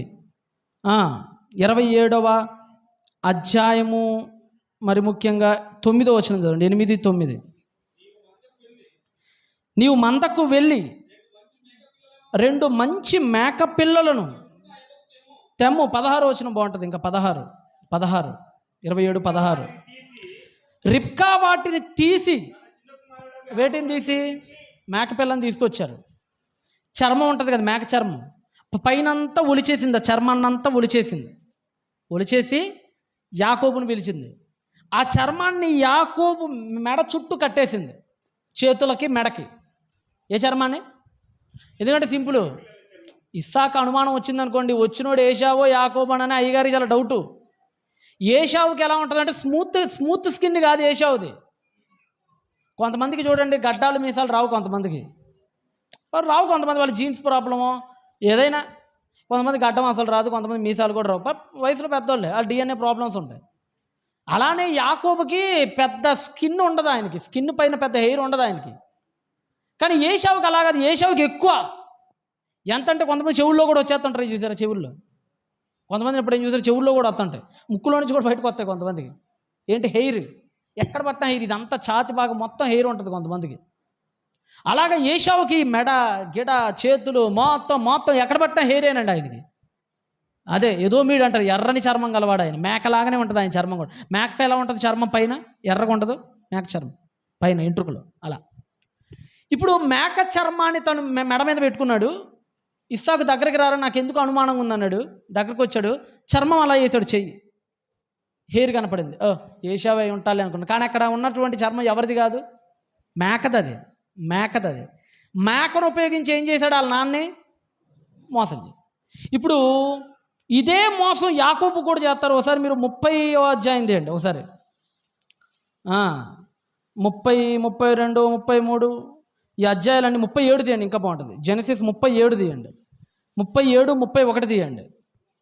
మీకు అందరికీ తెలుసు కదా, యోసేపుని గుంటలో పడేసి అమ్మేస్తారు కదా. యోసేపుని అమ్మేస్తారు కదా ఇష్మాయేలీయులని బిజ్జానీయులకి. ఆ సంఘటన 37, 31 ఆదికాండం. వారు యోసేపు అంగీని తీసుకొని ఒక మేక పిల్లను చంపి ఆ మేక రక్తంలో ఆ వస్త్రాన్ని ముంచి తీసుకొని ఎక్కడికి వచ్చాడు? 33వ వచనం, 33. అతడు దానిని గుర్తుపట్టి, ఈ అంగీ నా కుమారునిదే, దుష్ట మృగము వారిని తినివేసినని యోసేపు నిశ్చయముగా. యాకోబుని మోసం చేయడానికి కొడుకులు ఉపయోగించిన జంతువు ఏంటి? మేకే. యాకోబు వాళ్ళ నాన్నను మోసం చేయడానికి ఏ మేకనైతే ఉపయోగించాడో, యాకోబు కొడుకులు కూడా యాకోబును మోసం చేయడానికి అదే మేకను ఉపయోగించారు. అంటే ఏం చేస్తున్నాడో అదే తిరిగి వస్తుంది. ఎక్కడికి పోదండి కర్మ, ఎక్కడికి పోదు. గుర్తుపెట్టుకోండి, మీరు ఎదుటోడికి ఏం చేస్తారో, మీరు ఏది విత్తుతారో అదే వస్తారు. ఎక్కడికి పోతుంది. కొంతమందిని మీరు బైబిల్లో కూడా చాలా సందర్భాలు చూడండి. ఇశ్రాయేలీయుల్ని దేవుడు, ఇశ్రాయేలీయుల మగబిడ్డల్ని ఈ ఫరో సైనికులు దేనిలో పడేశారట? నీళ్ళలో పడేశారట. నిర్గమాకాండం 1వ అధ్యాయంలో ఉంటుంది, తర్వాత చదువుకోండి ఎప్పుడైనా. 2 సంవత్సరాల మగపిల్లని చంపేయమంటాడు కదా ఫరోగాడు. అక్కడ కూడా ఈ ఫరో సైనికులందరూ వచ్చి అప్పుడే పుట్టినటువంటి ఇశ్రాయేలు మగబిడ్డలందరినీ తీసుకొని నీళ్ళలో పడేసేవాళ్ళు. దేవుడు కూడా ఎర్ర సముద్రం చీల్చేటప్పుడు ఎవడైతే నీళ్ళలో పడేసాడో వాళ్ళందరినీ ఈయన నీళ్ళలో పడేశారు ఎర్ర సముద్రం చీల్చేటప్పుడు. అదే రిపీట్ అవుతుంది. ఎక్కడికి థీమ్, దేవుడి థీమ్ ఎక్కడ మిస్ కాదు. మీరు చివరికి యోహాన్ని చంపిన హెరోదియను కూడా మీరు చూసుకోండి. బాప్తీసం ఇచ్చి యోహాను వాడిని ఎదిరించాడని హెరోదు కుమార్తె ఏం చేసిద్ది? తలకాయ తీసేసిద్ది కదా. ఆవిడ చరిత్రను మీరు చదవండి. ఆవిడ చచ్చిపోయింది కూడా తలకాయ తెగే చివరికి. హెరోదియా కూతురు ఉంది కదా, నాట్యం ఆడిందే, ఆవిడ చరిత్రను ఎప్పుడైనా చదవండి. నెబాటియన్లు వచ్చి ఆవిడని పట్టుకుపోతారు.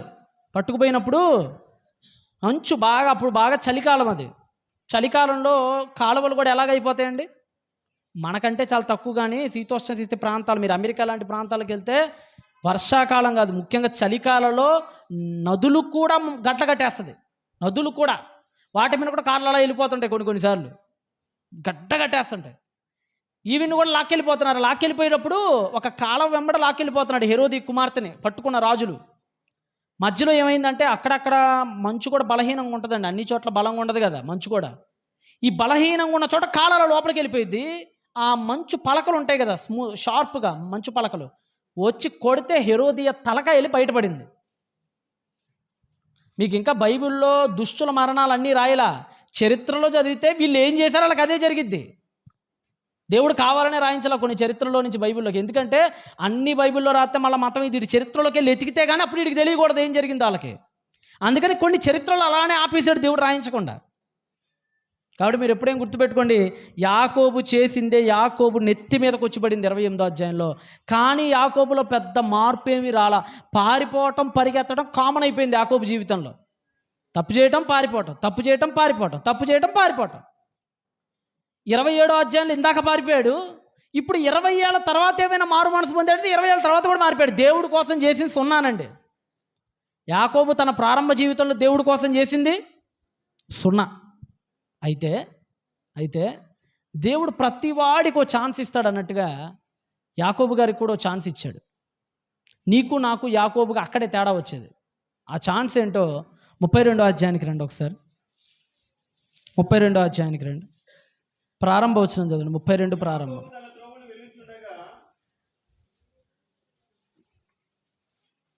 యాకోబు తన త్రోవన వెలుచుండగా దేవదూతలు అతను ఎదుర్కొని వచ్చిరి. యాకోబు వారిని చూచి మహనయీం అనేటువంటి పేరు పెట్టేస్తాడు. ఓకేనా? చివరికి నిజంగా బైబిల్ ఎంత అంటే బైబిల్ థీమ్స్ ఎలా చక్కగా వెళ్తూ ఉంటాయంటే, దేవుడు ప్రత్యక్షం అవ్వాలంటే ఏం లేదండి, దైవ ప్రత్యక్షత ఎప్పుడు కలిగిద్దయ్యానంటే నీకున్న సమస్తాన్ని నువ్వు వదిలేసినప్పుడు ఆయన ప్రత్యక్షత కలిగిద్ది. మీరు బైబిల్లో ఎవరినైనా ఆలోచించండి, దైవ ప్రత్యక్షత కలిగినప్పుడు వాళ్ళ స్థితిని మీరు అబ్జర్వ్ చేయండి, వాళ్ళు తమకున్నవన్నీ వదిలేసి ఉంటారు అప్పుడు ఖచ్చితంగా. మోషే ఉన్నాడండి, మోషేకి దైవ ప్రత్యక్షత ఎప్పుడు కలిగింది? మిద్యాన్ అరణ్యంలోకి వెళ్ళి గొర్రెల మందను కాసుకునేటప్పుడు కలిగింది.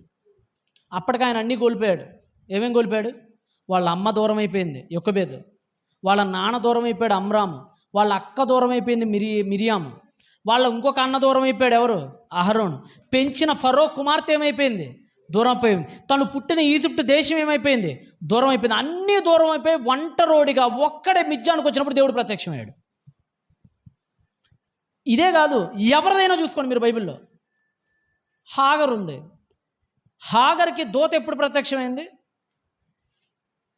ఫరో దగ్గర ఉన్నప్పుడు కాల, అబ్రహాంతో పెళ్ళైనప్పుడు కూడా కాల, ఇష్మాయిల్ని కన్నప్పుడు కూడా కాల. దేవదూత హాగర్కి ఎప్పుడు ప్రత్యక్షమైందో తెలుసా? తన భర్త తనకు దూరం అయిపోయినప్పుడు. తన సవతి ఎవరైతే ఉన్నారో సారా, ఆవిడే మెడబెట్టుకొని గెంటేసినప్పుడు, తాను పుట్టి పెరిగిన ఊరు దూరం అయిపోయి ఎక్కడో పారాను అరణ్యానికి వెళ్ళిపోవాల్సి వచ్చినప్పుడు, చివరికి తన కొడుకు కూడా ఏమైపోయాడట? దాహానికి సొల్మసిల్లి పడిపోయాడట. అందరినీ కోల్పోయినప్పుడు దేవదూత వచ్చింది, హాగరో అనింది. యోబుది కూడా మీరు చూసుకోండి. యోబుకి ప్రారంభంలో దేవుడు అసలు ప్రత్యక్షం కాల. ఆస్తిపాస్తులు అన్నీ ఉన్నప్పుడు, కొడుకులు దూరం అయిపోయినప్పుడు, కూతుళ్ళు దూరం అయిపోయినప్పుడు, చివరికి కట్టుకున్న భార్య దూరం అయిపోయినప్పుడు, సొంత స్నేహితులు దూరం అయిపోయినప్పుడు, ఇంట్లో పనులు కూడా దూరం అయిపోయినప్పుడు 42వ అధ్యాయంలో దైవ ప్రత్యక్షత కలిగింది యోబుకి. అక్కడ కూడా చూడండి ఎంత బాగా అంటాడో, మంచి మాట అంటాడు చూడండి యోబు. అంటే మీరు దైవ ప్రత్యక్షతలు జాగ్రత్తగా ఆలోచించండి. సమస్తాన్ని విడిచిపెట్టినప్పుడు దైవ ప్రత్యక్షత కలిగిద్ది. 42వ అధ్యాయము యోబు గ్రంథం తీయండి. యోబు గ్రంథము 42వ అధ్యాయాన్ని మీరు జాగ్రత్తగా గమనిస్తే 42వ అధ్యాయంలో అందరి గురించి మాట్లాడుతుంటాడు ఆయన అందరి గురించి మాట్లాడుతూ ఓ మంచి మాట మాట్లాడతాడు ఆయన. ఏమంటాడంటే, దేవుని ముఖదర్శనం గురించి అద్భుతమైనటువంటి వివరణ యోబు మహాభక్తుడు ఇస్తూ చివరి అధ్యాయంలోనే మంచి మాట అంటాడు. I will search that reference. 42:11 తీయండి. 42:11 చదవండి. అప్పుడు అతని సహోదరులందరూ, అతని అక్క చెల్లెలు అందరూ, అంతకుముందు అతనికి పరిచయులైన వారును వచ్చి అతనితో కూడా అతని ఇంట అందరు దూరం అయిపోయారు కదా. యోబుకు అందరూ దూరం అయిపోయారు కదా. అందరూ దూరం అయిపోయిన వేళ ఒక మంచి మాట ఉంటుందండి, అది మిస్ అయింది. నేను కూడా దాని గురించి చూస్తున్నాను. అంటే దైవ ప్రత్యక్షతల గురించి వాళ్ళ స్థితిగతుల్ని మనం జాగ్రత్తగా ఆలోచిస్తే చాలా బాగుంటుంది. దేవుణ్ణి నేను ఇప్పుడు ముఖాముఖిగా చూశాననే పదప్రయోగాలు చేస్తాడు. దేవుణ్ణి నేను మునుపు ఆయన స్వరము మాత్రమే వింటిని, ఇప్పుడైతే చదవండి. ఎక్కడది నా బైబిల్ వాస్తవానికి మిస్ అయిపోయింది, సహోదరులు ఇచ్చారు ఇక్కడ. Very good. ఎన్నోది అది 42 5th 42 చాప్టర్ 5th వర్స్. అప్పటిదాకా ఎన్నో అధ్యాయం వరకు 41 వరకు కూడా. అంటే దేవుడి గురించి ఆయనకి ఎలా తెలుసంటే, వినికిడి చేత నిన్ను గూర్చిన వార్త నేను వింటిని, అయితే ఇప్పుడు ఎప్పుడు అందరూ దూరం అయిపోయిన వేళ ఇప్పుడు నేను కన్నులారా నిన్ను చూచుచున్నాను. అది అంటే దైవాన్ని చూసి ఆ భాగ్యం ఎప్పుడు లభించింది యోబుకు కూడా, అందరికీ. బైబిల్ చరిత్ర పుటలు అందరికీ కూడా తన అనుకున్న వాళ్ళందరూ దూరం అయినప్పుడు, ఒంటరి బ్రతుకైపోయినప్పుడు దైవ ప్రత్యక్షత కలిగిందండి. యాకోబు కూడా దేవుడు అప్పటిదా ప్రత్యక్షం గల. ఎవరి కోసమైతే 20 ఏళ్ళు గొడ్డు చాకరీ చేశాడో, ఎవరి కోసమైతే 7 ఏళ్ళు బానిసగా చేశాడో రాహేల్ కోసం, ఎవరి కోసమైతే మరి 7 ఏళ్ళు కష్టపడ్డాడో లేయా కోసం, ఎవరి కోసమైతే కొలువు జీతం లేకుండా పనిచేశాడో లాభాల కోసం, వాళ్ళందరూ దూరం అయిపోతారు మనకి. ఎన్నో అధ్యాయంలో? ఇప్పుడు మీరు చదువుతున్న 32వ అధ్యాయంలో. ఇప్పుడు తీయండి మీరు మళ్ళీ 32. అంటే బైబిల్లో ఉన్న థీమ్ ఎలా ముందుకెళ్తుందో మనకు అర్థం కావాలి. ఇప్పుడు చదవండి 32వ అధ్యాయము 22 చదవండి. 32:22.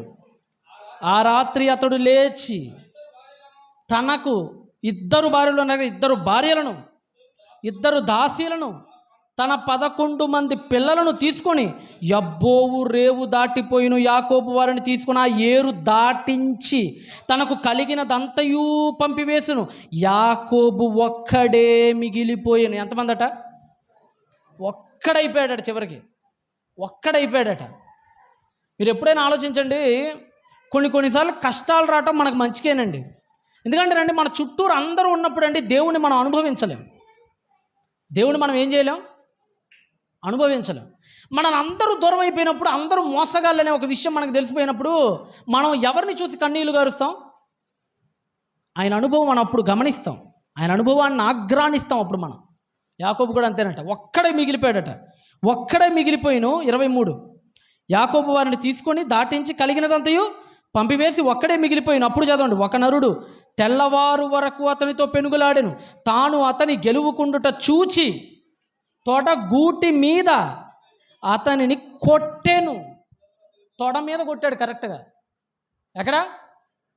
ఎందుకంటే నువ్వు మారతావని తెలిస్తే ముందు ఒక మాట చెప్తాడు దేవుడు. అప్పుడప్పుడు సామెత ఉంటుంది చూడండి, మనిషికో మాట. ఫస్ట్ దేవుడు చెప్తాడండి, అరే మంచిది కాదురా అబ్బాయి అంటాడు. మారావనుకో అవకాశం ఇస్తాడు, వృద్ధి చెందిస్తాడు. మారలేదనుకో ఏ యాక్సిడెంట్లో ఏది తీయాలో ఆయనకు బాగా తెలుసు. నేను కొంతమంది చూడండి అర్ధాంతరంగా కాళ్ళు చేతులు పోతుంటాయి, ఊరకనే పోవయి, చెప్పినా వినకపోతే దేవుడు తీసేస్తాడు. నాకు తెలిసిన ఒక ఆయన ఉంటాడు మా గుంటూరులో, మా చర్చికి వచ్చేవాడు. మందు బాగా అలవాటు అండి. మందు బాగా అలవాటు ఆయనకి. కరోనా వచ్చినప్పుడు బ్లాక్ ఫంగస్ వచ్చింది ఆయనకి. బ్లాక్ ఫంగస్ ఐడియా ఉందా? నాలుక మొత్తం తీసేస్తారు. నాలుక ఇంకేముండదు, ఫంగస్ వచ్చేసి నాలుక, గొంతు ఇదంతా కోసేస్తారు, ఈ పార్ట్లు కోసేస్తారు, బ్లాక్ ఫంగసెస్. అది వస్తే నా దగ్గరకు వచ్చి ఏడ్చాడు. మామూలుగా ఆడాడు, 2 కూతుర్లు ఆయనకి. అయ్యా నా జీవితం అయిపోతుంది, ఆయనట చివరికి చచ్చిపోతావు అని చెప్పేసి గవర్నమెంట్ హాస్పిటల్లో చెత్త బిన్స్ ఉంటాయి కదా, చెత్త బిన్ల దగ్గర పడేశారు ఆయన తీసుకుపోయి. కానీ జీవితం అయిపోయింది. ఇక చివరికి వచ్చి ప్రార్థన చేస్తే మనకు తెలిసిన ఒక డాక్టర్ ఉంటే విజయవాడలో, నోవా గారని, ఆయనకి చెప్పాం. పాప ఆయన పట్టించుకొని మొత్తానికి చివరి వరకు దేవుని కృప ఆయన మీద వర్ధిల్లి, ఆయన ఏడుపులు దేవుడు చూసినట్టున్నాడు, బతికిచ్చాడండి పాప. అంటే ఆ కేసు వచ్చిన వాళ్ళలో 300 మంది చచ్చిపోయారు, హాస్పిటల్లో బతికినోడు ఒకడే అది ఇతనే బతికాడు మొత్తానికి బాబు.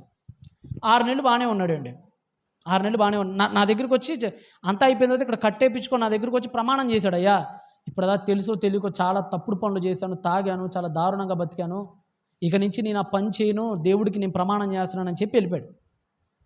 6 నెలల తర్వాత నేను కారులో అలా వెళ్తూ ఉంటే బీర్ బాగా తాగేసి బార్ షాప్ దగ్గర నా కారు దగ్గరికి వచ్చి పడ్డాడండి ఆడు. మళ్ళా నేను డోర్ తీసాను. ఎవడరాను అన్నాడు తాగిన మత్తులో. కళ్ళజోడు పెట్టుకో అంటే కళ్ళజోడు పెట్టుకున్నట్టు చూసాడు. అయ్యగారు మీరు అన్నాడు సడన్గా.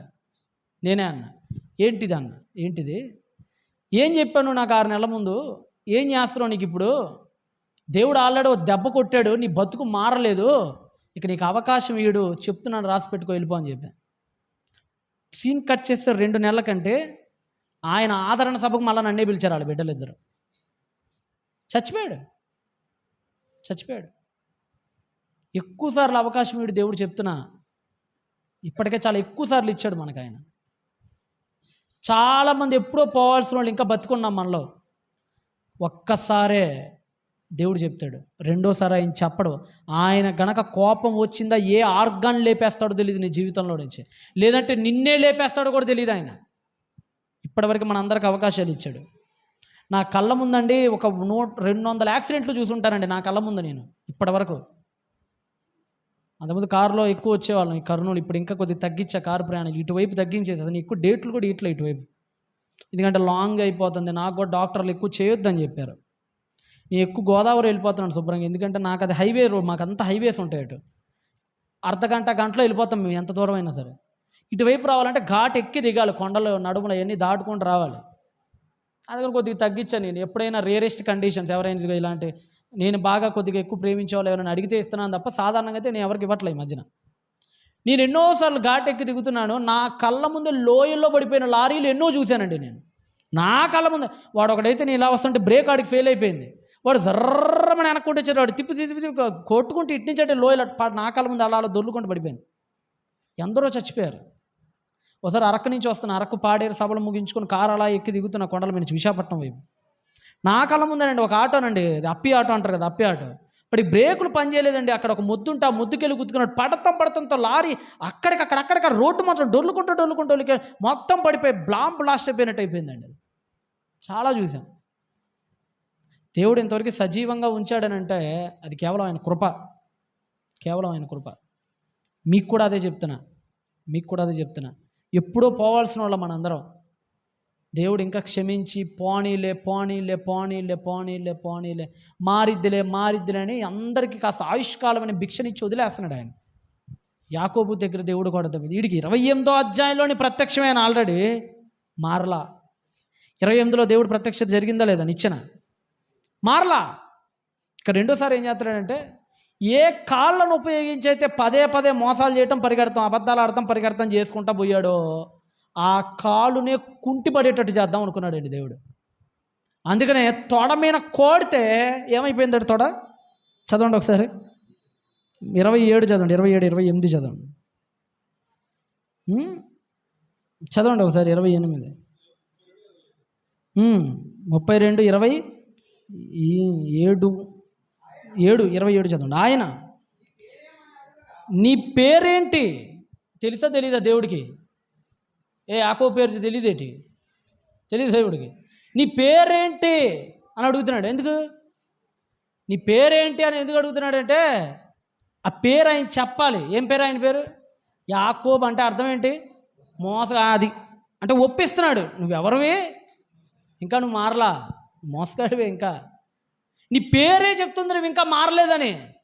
అందుకని అన్నాడు చూడు, నీ పేరేంటి అని అడగగా యాకోబు అంటే మోసగాడు అని చెప్పేశాడు. పేరుకు తగ్గట్టుగానే బ్రతుకుందని కూడా తెలియజేస్తున్నాడు అక్కడ. ఇప్పుడు 25 చదవండి, 25. తాను అతని గెలువకుండుట చూచి తొడగూటి మీద అతనిని కొట్టెను. అప్పుడు అతడు ఆ పెనుగులాడుట వలన యాకోబు తొడగూడు అంటే బోను పక్కకు వచ్చేసింది. అప్పుడప్పుడు బోన్స్ ఉంటాయి చూడండి, ఎక్సర్సైజెస్ చేసేటప్పుడు బోన్ ఏమైపోద్ది అంటే ఆ జాకెట్లో నుంచి అవుట్ సైడ్కి వచ్చేసింది. అలాగే నా తొడగూటు ఏమైందట, పడిసాను.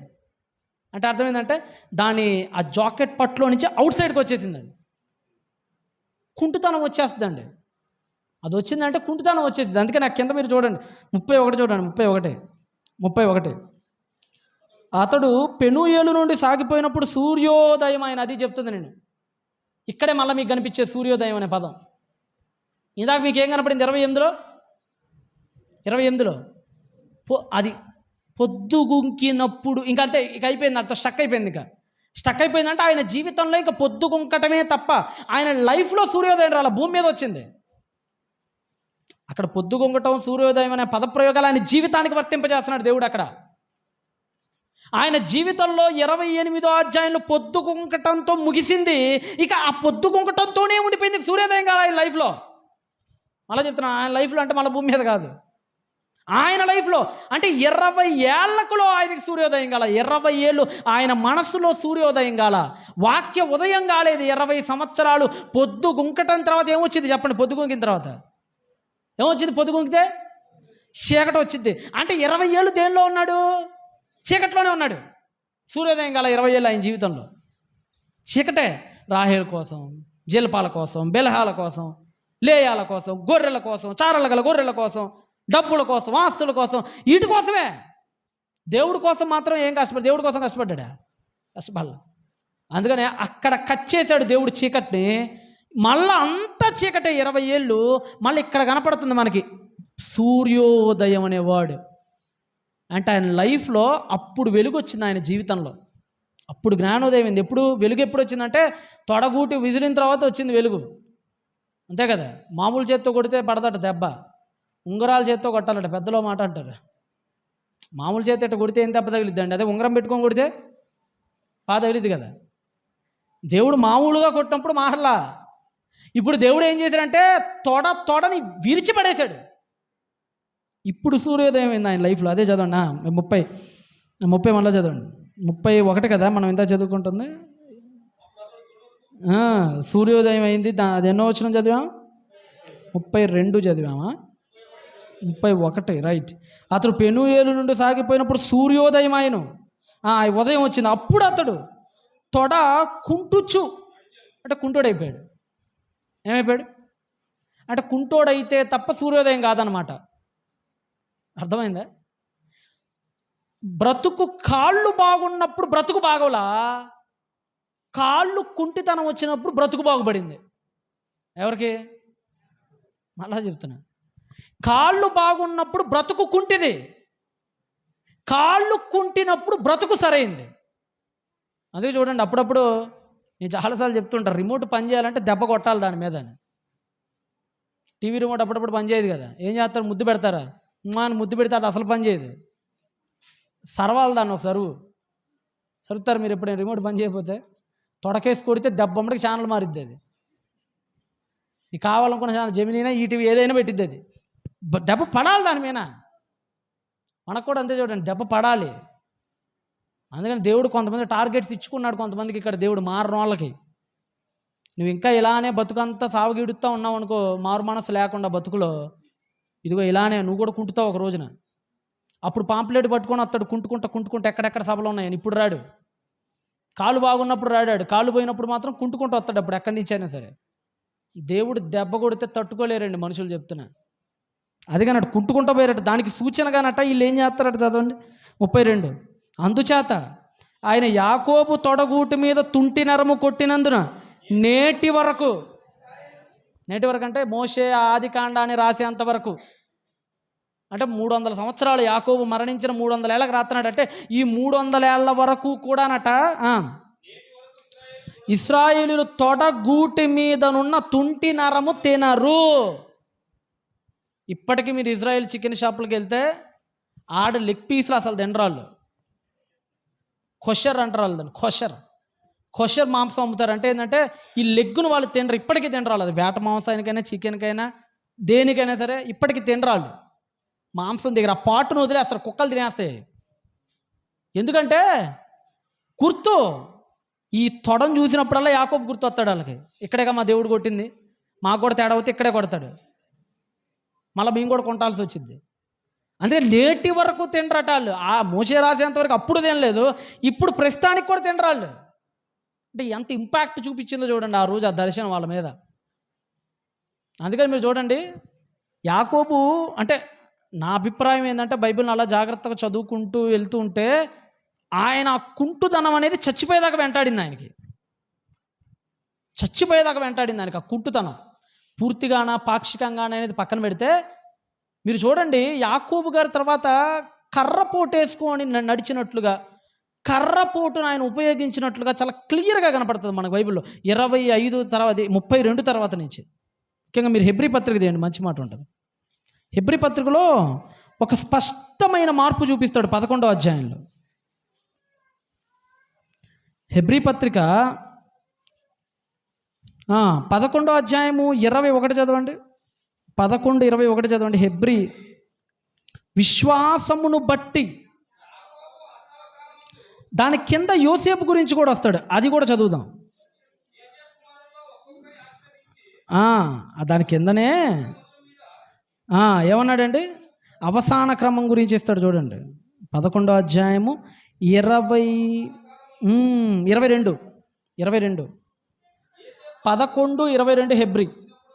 యోసేపు తనకి అవసాన కాలము, అవసానం అంటే ఏంటి, మరణకాలం, అవసాన కాలము సమీపించినప్పుడు విశ్వాసమును బట్టి ఇశ్రాయేలు కుమారుల నిర్గమమును గురించి ప్రశంసించాడు. అంటే యోసేపు ఏం చెప్తాడంటే చచ్చిపోయేటప్పుడు ఇశ్రాయేలీరాలా, దేవుడు మీకు కనాని ఇచ్చినప్పుడు నా ఎముకల్ని మీరు తీసుకెళ్ళిపోయి అక్కడ పాతెట్టండి అంటాడు. అంటే యోసేపు చచ్చిపోయేటప్పుడు ఒక ఐడియా ఉంది, మా వాళ్ళు ఎక్కువ కాలం ఇక్కడ ఉండరు, ఒకనాడు ఇక్కడి నుంచి వెళ్ళిపోదు. అదే చెప్తున్నాడు, నిర్గమమును గురించి ప్రవచించాడట. ఏ కాలంలో, అవసాన కాలం. ఇక్కడ కర్ర అనే పదప్రయోగాలు మనకు ఉండవు. ఇప్పుడు ఇదే మాట 20లో చదవండి. ఇప్పుడు మళ్ళీ మీరు 21, ఇప్పుడు 22 చదివాం కదా, పైన వచ్చిన చదవండి 21. విశ్వాసమును బట్టి 21 విశ్వాసమును బట్టి యాకోబు అవసాన కాలం. ఇందాక యోసేపుకి ఏ కాలం వచ్చింది, అవసానం. ఇక్కడ కూడా అవసాన కాలం ఉంది.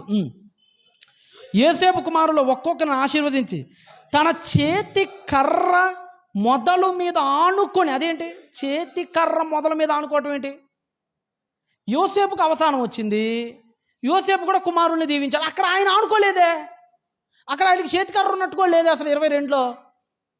అవసాన కాలం ముందు యోసేపు దగ్గర ఉపయోగించని చేతి కర్ర అనే పదప్రయోగాన్ని యాకోబు దగ్గర ఎందుకు ఉపయోగించారు? చేతి కర్ర ఎప్పుడు ఉపయోగిస్తారు చెప్పండి ఎవరైనా? అదే కదా, కాలు కుంటేట. అంటే బహుశా మేబీ చచ్చిపోయేదాకా కూడా ఆయనకు ఆ ఇంపాక్ట్ అలా పడుతూనే ఉంది ఆయన లైఫ్లో, ఆ ఎఫెక్ట్ అలా కొడుతూనే ఉంది ఆయనకి. అందుకని చేతి కర్ర అనే పదం పితరుల దగ్గర ఎక్కడా ఉపయోగించిన పదప్రయోగాన్ని యాకోబు దగ్గర ఉపయోగిస్తాడు అపోస్తలుడైన పౌలు మనకి ఇక్కడ. అంటే ఎప్పుడైతేనండి కాలు కుంటటం స్టార్ట్ అయిందో దేవుడు అంటే ఏంటో అర్థమైందండి. ఎప్పుడు అర్థమయ్యాడు దేవుడు? దెబ్బ కొట్టబడినప్పుడు దేవుడు అర్థమయ్యాడు. కంప్లీట్గా మారిపోయాడండి అప్పటి నుంచి. మారు మనస్సు అంటే ఇది ఇలా ఉంటుంది ఇప్పటి నుంచి. ఎలానో తెలుసా, అబద్ధాలు ఆడటం మానేశాడు. ఇందాక తండ్రి దగ్గర అబద్ధాలు ఆడాడే, ఫరో దగ్గరికి వెళ్ళినప్పుడు అబద్ధం ఆడమన్నా కానీ ఆడడం, అబద్ధాలు ఆడటం మానేశాడు. నెక్స్ట్ మోసం చేయటం కూడా మానేశాడు పూర్తిగా. మీరు 32 వరకు జాగ్రత్తగా చూడండి, లేయా అని చీటికి మాటికి ద్వేషించేవాడు. కానీ 33 తర్వాత నుంచి ద్వేషించిన లేయాని కూడా ప్రేమించడం ప్రారంభించాడు. ఎంతగా మారు మనస్సు వచ్చిందో తెలుసండి ఆయన లైఫ్లో. 33వ అధ్యాయానికి రండి, ఆదికాండము. అంటే మారు మనస్సు అంటే ఏంటో ఈ మహానుభావుడే మనకు చూపించేది. అందరూ తప్పులు చేస్తారండి, కానీ దాన్ని సరిదిద్దుకున్నాడు గొప్పోడు అవుతాడు ఎప్పటికైనా. చదవండి ఒకసారి 33వ అధ్యాయం 1 చదవండి. యాకోబు కన్నులెత్తి చూచినప్పుడు ఏశావును అతనితో 400 మంది మనుషులు వచ్చుచుండిరి. ఎంతమంది అట? 400 మంది. మీరు ఒకప్పుడు చూడండి, 27వ అధ్యాయంలో చూడండి, ఏశావు ఒక్కడికి భయపడి పారిపోతాడు. ఎంతమందికి భయపడి చెప్పండి? ఏశావు ఒక్కడు ఏం చేస్తాడో అని భయపడి పారిపోతాడు. కానీ ఇక్కడ ఏశావే కాదు, 400 మంది వస్తున్నా భయం అనే పదం ఆయన జీవితంలో లేదండి. మీరు ఎప్పుడైనా భయపడుతున్నారా? ఏదైనా సంఘటన జరిగినప్పుడు ఎప్పుడు భయపడకండి. నిజంగానండి, వాక్యంలోనికి రాకముందు ఎన్నోసార్లు భయపడేవాళ్ళం. నా బాగా గుర్తు, వాక్యంలోనికి రాకముందు నేను కూడా చాలా భయపడేవాడిని. వాక్యంలోకి వచ్చిన తర్వాత ఒకసారి నా బాగా గుర్తు, వేషం మార్చిన దెయ్యం అని ఒక సభ జరిగింది నాది. నేను వెళ్ళకముందే అక్కడ ఏం జరిగిందంటే, ఒక ఆవిడ్ని చంపేసి వాళ్ళ ఆయన ఉరేసి రావి చెట్టు కింద పాతెట్టేశాడు. ఆ తర్వాత రోజు నుంచి ఆ ఊర్లో కొన్ని రోగాలు వస్తున్నాయి. అందుకని నా చేత సభ పెట్టించాడు అక్కడ తమ్ముడు. అందరూ భయపడట, కనీసం రాత్రిపూట బాత్రూంలో కూడా వెళ్ళట్లేదంట. అక్కడ చెంబులు పట్టుకొని వెళ్తుంటారు కదా పల్లెటూరులో, ఆపేశారు. సాయంత్రం 6 అయితే పురుగు కనపడట్లా. అందుకని నాతో 3 రోజులు సభలు పెట్టించారు. వాళ్ళకి ధైర్యం రావడానికి నేను ఏం చేశానంటే, 2 రోజులు శ్మశానంలో పడుకున్నాను. నేను కరెక్ట్గా ఆ రావి చెట్టు సమాధి పైనే పడుకున్నాను. నేను మంచమే పడుకున్నాను. నేను అడగండి, కన్వీనర్ వాళ్ళు చెప్తారు. ఎవరు లేరు నా వైపు. 1 నెల బాటిల్ ఒకటి పెట్టండి తమ్ముడు, వెళ్ళిపోండి అని చెప్పారు. ఇక్కడి నుంచి వెళ్ళిపోయా, ప్రశాంతంగా దోమలు తిరగట్టుకొని పనుకుండిపోయా. 3 రోజులు అక్కడే పడుకున్నాను. వాక్యం అర్థమైన తర్వాత భయం పోయింది. మీరు ఎప్పుడే గుర్తుపెట్టుకోండి, మీకు మారు మనస్సు వచ్చింది అన్నట్టు అర్థమైందంటే దేనికి కేర్ కూడా చేయరు అసలు. మీరు ప్రపంచంలో ఏ శక్తికి కేర్ చేయరు. మీరు దేనికి మాత్రమే భయపడతారంటే దైవశక్తికి మాత్రమే భయపడతారు. మీరు ఆ గుణం మీకు అబ్బాలి. ఇప్పటికీ కొంతమంది ఉంటారు, బాత్రూమ్కి వెళ్ళాలంటే కూడా వాళ్ళ అమ్మని తీసుకుపోతారు. సిగ్గుండాలి. ఇంకా కొంతమంది బాత్రూమ్లకి చీకటి ఉంటే భయం, వాళ్ళకి బల్లిని చూస్తే భయం కొంతమందికి. ఉండకూడదండి. ధైర్యం నిలువెల్లా నింపుకోవాలి. అపోస్తలుడైన పౌలు చూడండి, ఎంతమంది కొడుతున్నా, చంపుతున్నా, కత్తి తీసుకొచ్చి చంపేస్తామన్నా సరే పత్రిక రాసుకుంటాను ఒక 2 నిమిషాలు అన్నాడు అంతే. చావుకు కూడా భయపడకూడదండి. ఆ గుణం వచ్చింది. అప్పటిదాకా ప్రతిరోజు భయపడేవాడు యాకోబు. అన్నను చూస్తే భయం, అన్న కొట్టేస్తాడని భయం, అన్న చంపేస్తాడని భయం, లాబానుకు తెలిస్తే లాబాను వచ్చి ఏం చేస్తాడో అని భయం. అందరికీ భయమే. ఎప్పుడైతే సూర్యోదయం కలిగిందో ఆయన జీవితంలో భయపడతాం మానేశాడు. 400 మంది రౌడీలు ఎదురు నిలబడ్డాడండి. పోతే పోయింది ఏదో ప్రాణం అనుకున్నాడండి. చదవండి ఏం చేశాడు కింద. 33వ అధ్యాయము మనం ఎక్కడ చదువుదామంటే 3 చదువుదాం. 3 చదువుదామండి. 33:3. తాను వారి ముందర వెళ్ళుచు తన సహోదరుని సమీపించే వరకు 7 మార్లు నేలన సాగిలపడి. అంటే వీడికి 20 ఏళ్ళైనా పగ సావలేదు. వీడికి ఎవరికి 20 ఏళ్ళైనా పగ సావలా. అందుకని ఏం చేశాడంటే తగ్గించుకోవడంలో తప్పులేదు అనుకున్నాడు. ఒకప్పుడు పారిపోయా, ఏం సాధించా, మా అమ్మ మాటిని పారిపోమని చెప్పింది ఎవరమ్మా పారిపోమని చెప్పింది? వాళ్ళ అమ్మేగా. వాళ్ళ అమ్మ మాటిని పారిపోయాడు. కోపం ఏమైనా తగ్గిందా? అంటే రిబ్కా అమ్మ మాటల వల్ల ఏమైనా ఉపయోగం జరిగిందా యాకోబు జీవితంలో? జరగల. ఇక అర్థమైపోయింది, మా అమ్మ మాటలో మా అయ్య మాటలో కాదు వినేది. నేను ఎవరి మాటలు వినాలి? దేవుడి మాటలు వినాలనుకున్నాడు. వాళ్ళ అమ్మ మాటలు పక్కన పెట్టాడు. ఇక వాళ్ళ అమ్మ నుంచి కాలు వస్తే నీ శవం కూడా అయిపోతాను అనిపించింది ఆయనకి. అందుకని పక్కన పెట్టేసి దేవుడి మాటలు వినేసి తగ్గించుకునే వాడు బాగుపడతాడన్న మానసిక వాక్యాన్ని అంగీకరించి ఎన్నిసార్లు వంగాడట? 7 మార్లు నేలన సాగిలపడ్డాడు. అప్పుడు ఏశావు అతనిని ఎదుర్కొని పరిగెత్తి అతన్ని కౌగిలించుకొని, అంటే 20 ఏళ్ళు చెయ్యలేనిది 2 నిమిషాల్లో సాధించాడండి. 20 ఏళ్లలో అతని పగ చల్లారలేదు. 2 నిమిషాలు తలకాయ దించేశాడు అతని కింద. 20 ఏళ్ల పగ 2 నిమిషాల్లో ప్రేమగా మారిపోయింది.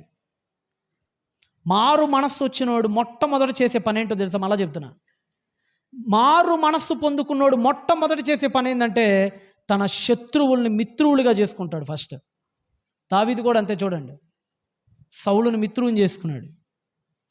మీకు ఎవరైనా శత్రువులు ఉన్నారా? అందరూ శత్రువులేనంటారా?